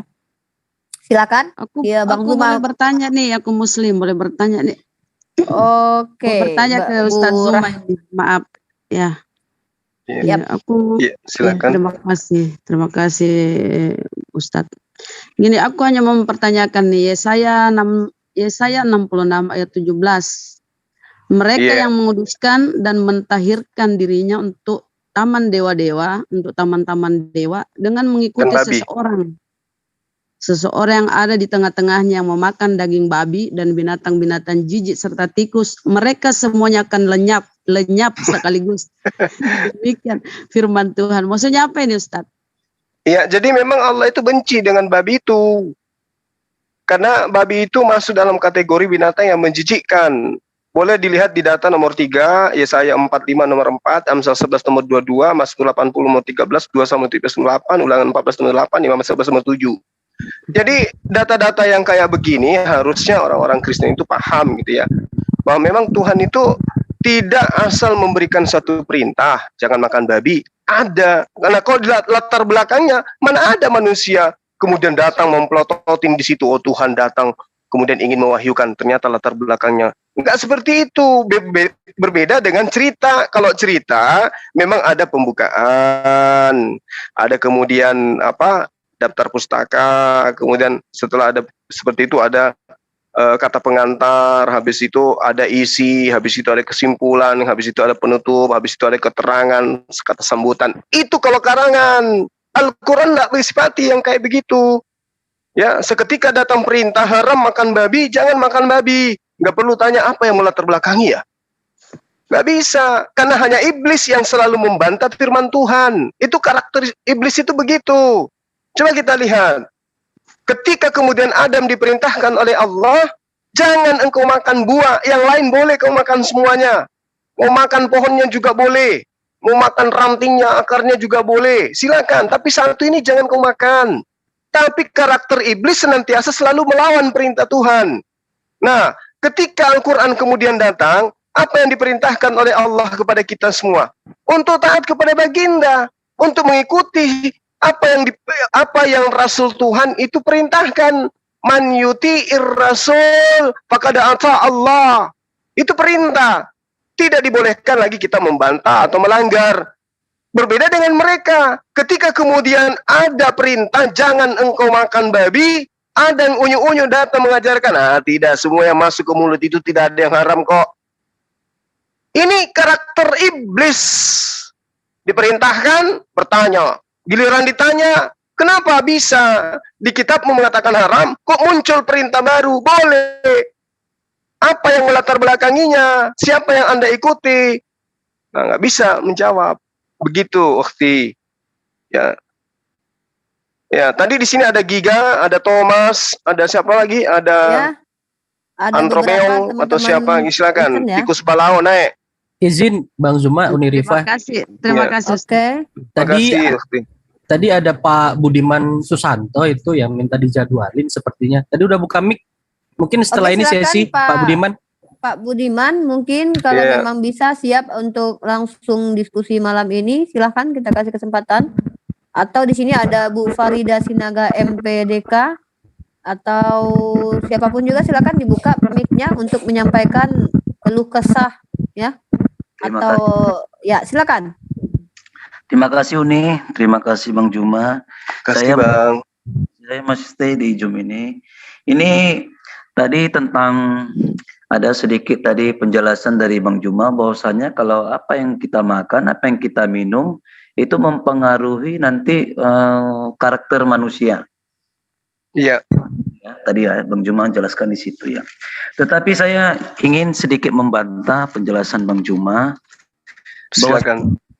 Secara Alkitabiah, kalau kita lihat perjanjian lama di kitab Kejadian, Kain dan Habel pada masa saat itu mereka belum mengenal makanan-makanan daging hewan. Iya. Jadi tentang makanan yang mereka makan, ya jelas buah-buahan, kacang-kacangan. Nah, sedangkan kita benar ya Bang Juma? Iya, iya. Benar ya? Vegetarian ya.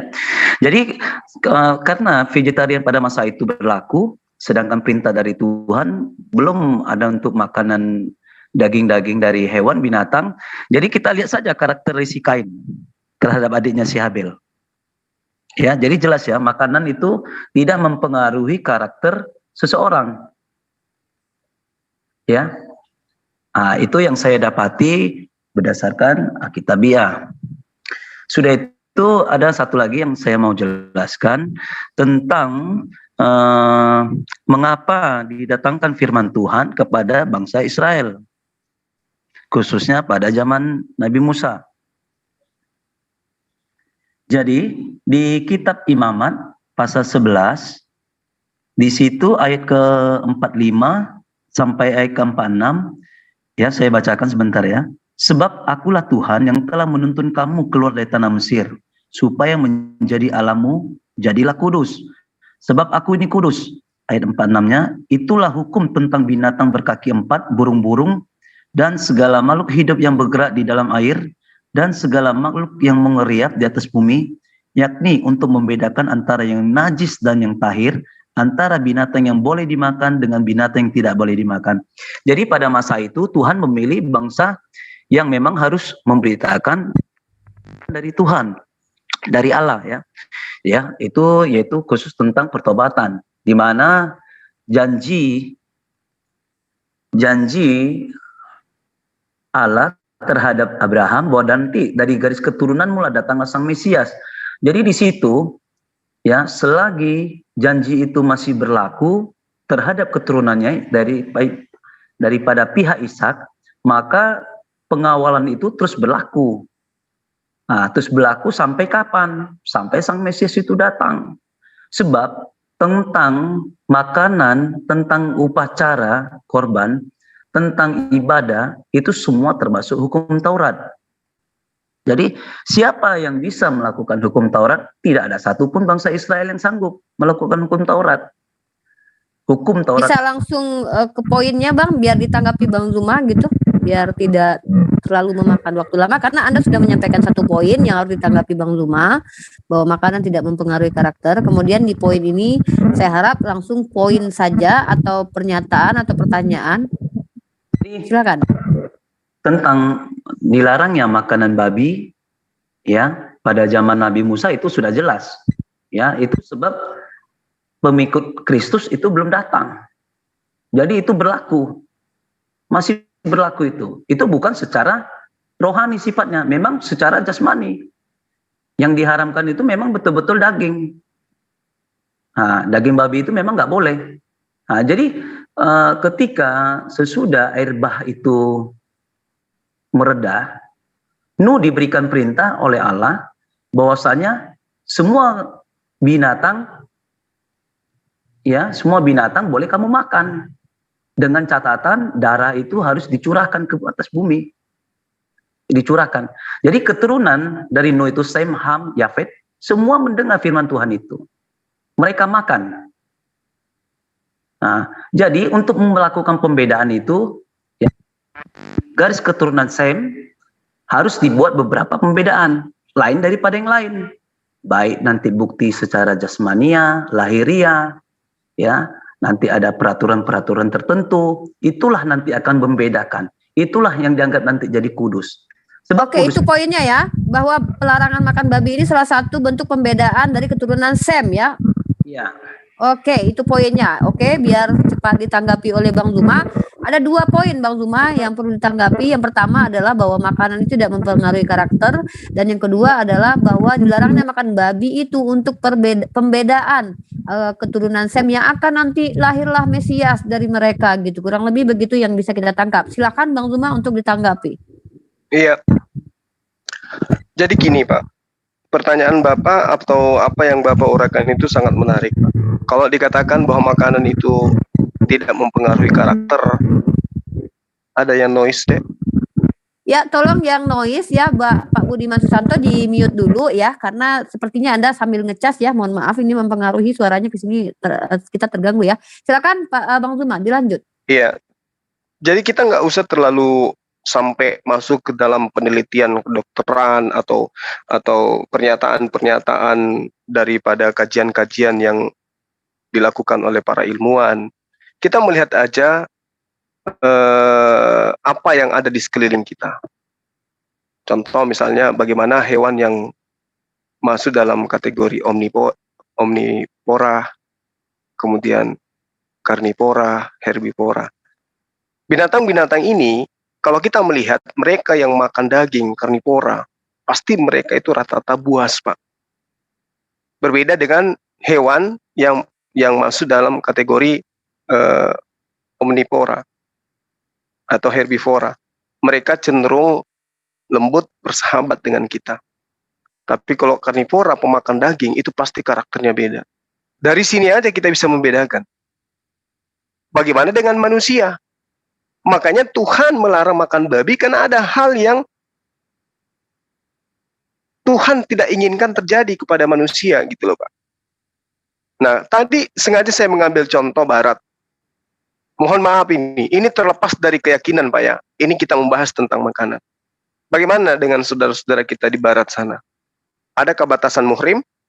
Bukankah kita di masa kecil kita ketika nonton film barat itu, orang tua kita selalu melarang? Kenapa? Karena budaya yang mereka pertontonkan itu budaya yang tidak seharusnya dilakukan oleh manusia.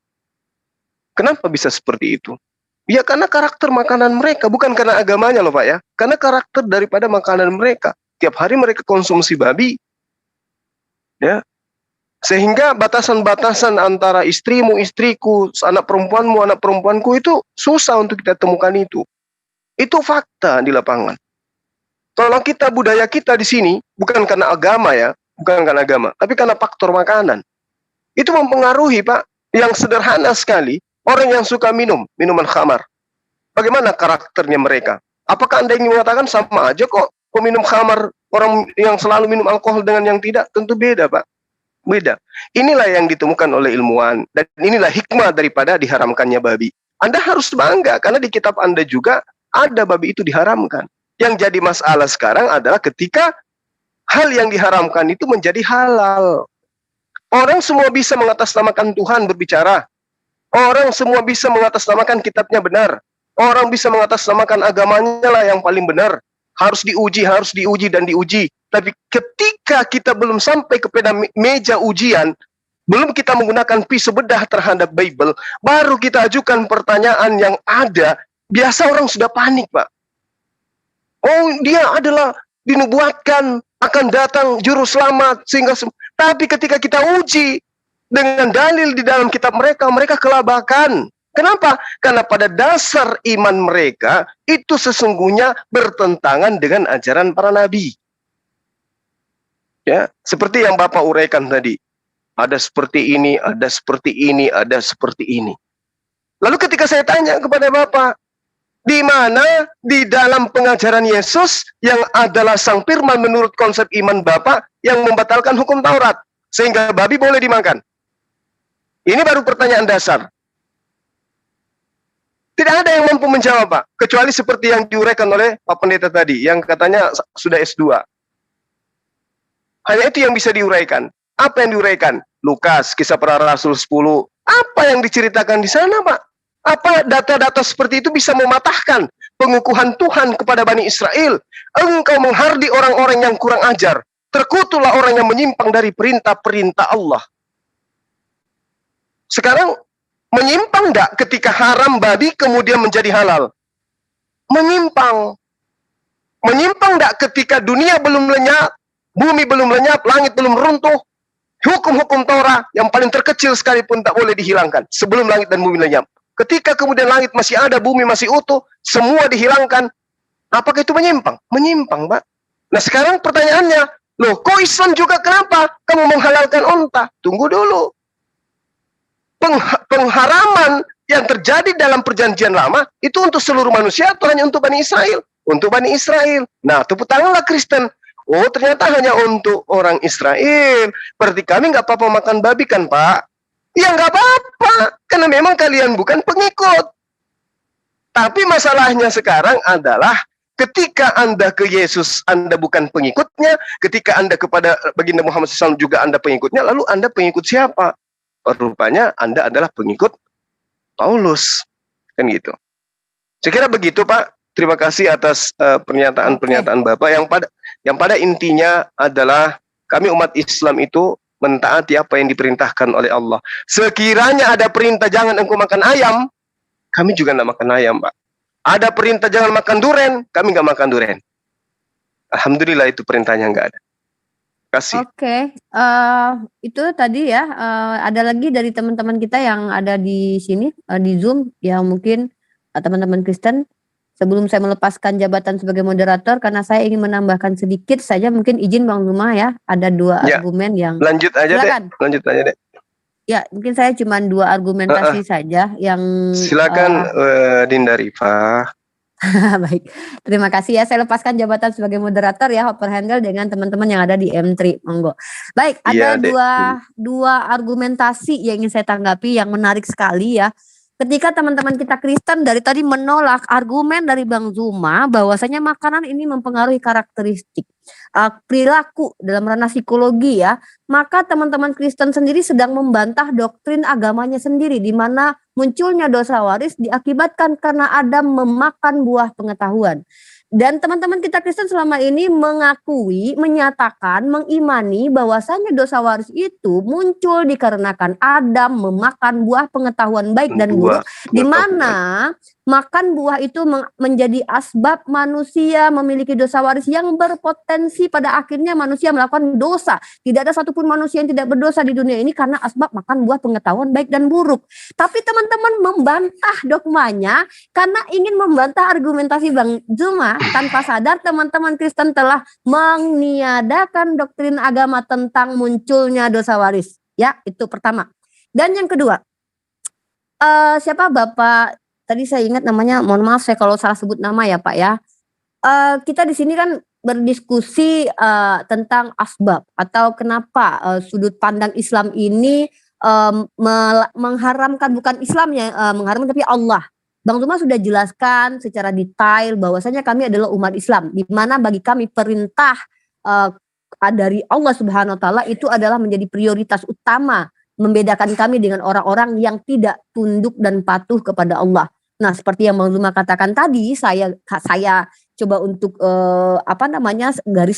gariskan lagi bahwa dalam Islam itu tujuan manusia diciptakan adalah untuk beribadah kepada Allah. Nah, Allah tidak butuh apapun kecuali ibadah. Itu pembuktian bahwa kami layak disebut sebagai umat Islam, yaitu tunduk dan patuh. Dan salah satu ibadah adalah mengikuti semua perintah Allah, termasuk tidak memakan babi gitu ya. Bapak mungkin harus tahu secara sains ya, kedokteran atau ilmiah atau secara apapun itu ilmu yang mungkin dimunculkan oleh manusia di saat-saat sekarang ini, bahwasanya makanan itu mempengaruhi tingkat intelijensi. Nah, jadi itu tadi juga dibantah sendiri oleh Bapak Pendeta Are yang luar biasa bagi saya, karena bahkan ada beberapa ilmuwan atau kedokteran yang mengatakan, oh makanlah ikan banyak biar omega 3-nya mempengaruhi intelijensi kita. Sementara Pak Pendeta tadi mengatakan, oh tidak, makanan tidak mempengaruhi intelijensi loh.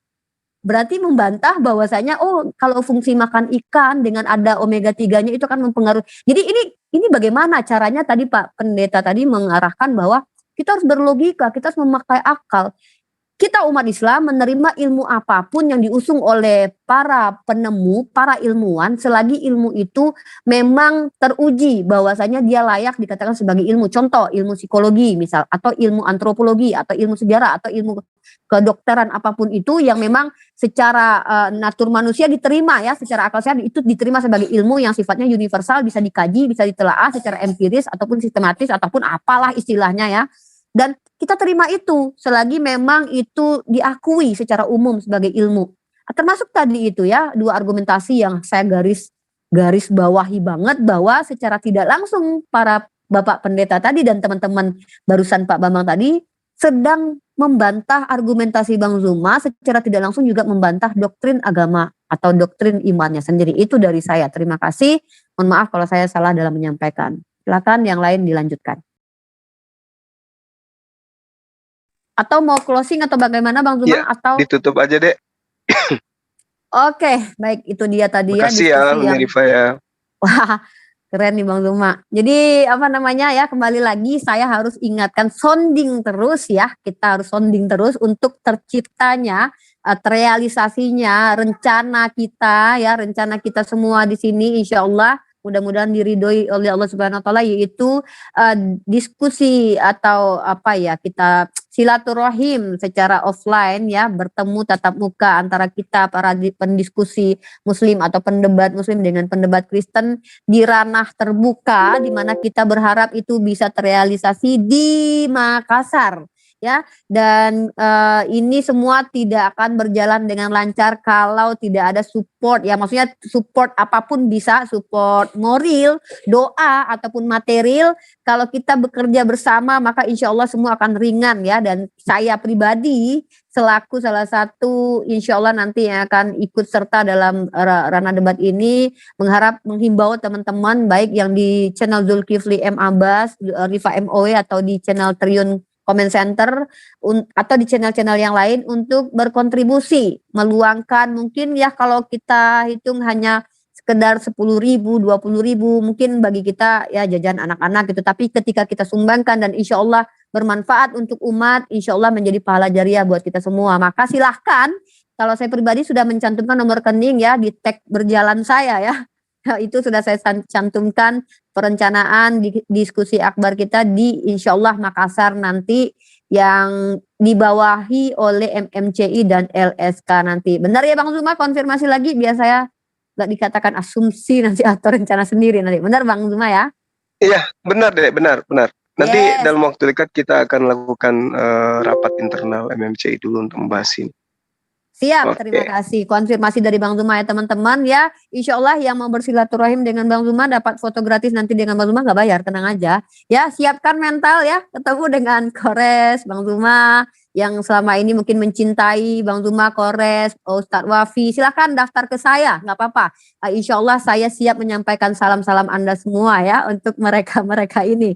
Dan itu saja mungkin dari saya. Mohon maaf kalau ada kata-kata saya yang salah. Ingat, kami manusia tidak akan pernah terluput. Yang namanya khilaf pasti ada, tapi kami harap minta tolong dimaklumi kami. Insya Allah kami akan lebih memperbaiki diri kami ke depan lagi. Buat semua para channel yang terafiliasi yang sedang live ya, mohon untuk disupport acara kita insya Allah yang diadakan bulan Desember nanti. Itu saja mungkin dari saya. Wabillahi taufik wal hidayah. Assalamualaikum warahmatullahi wabarakatuh. Silakan di close buat semua channel ya. Assalamualaikum warahmatullahi wabarakatuh.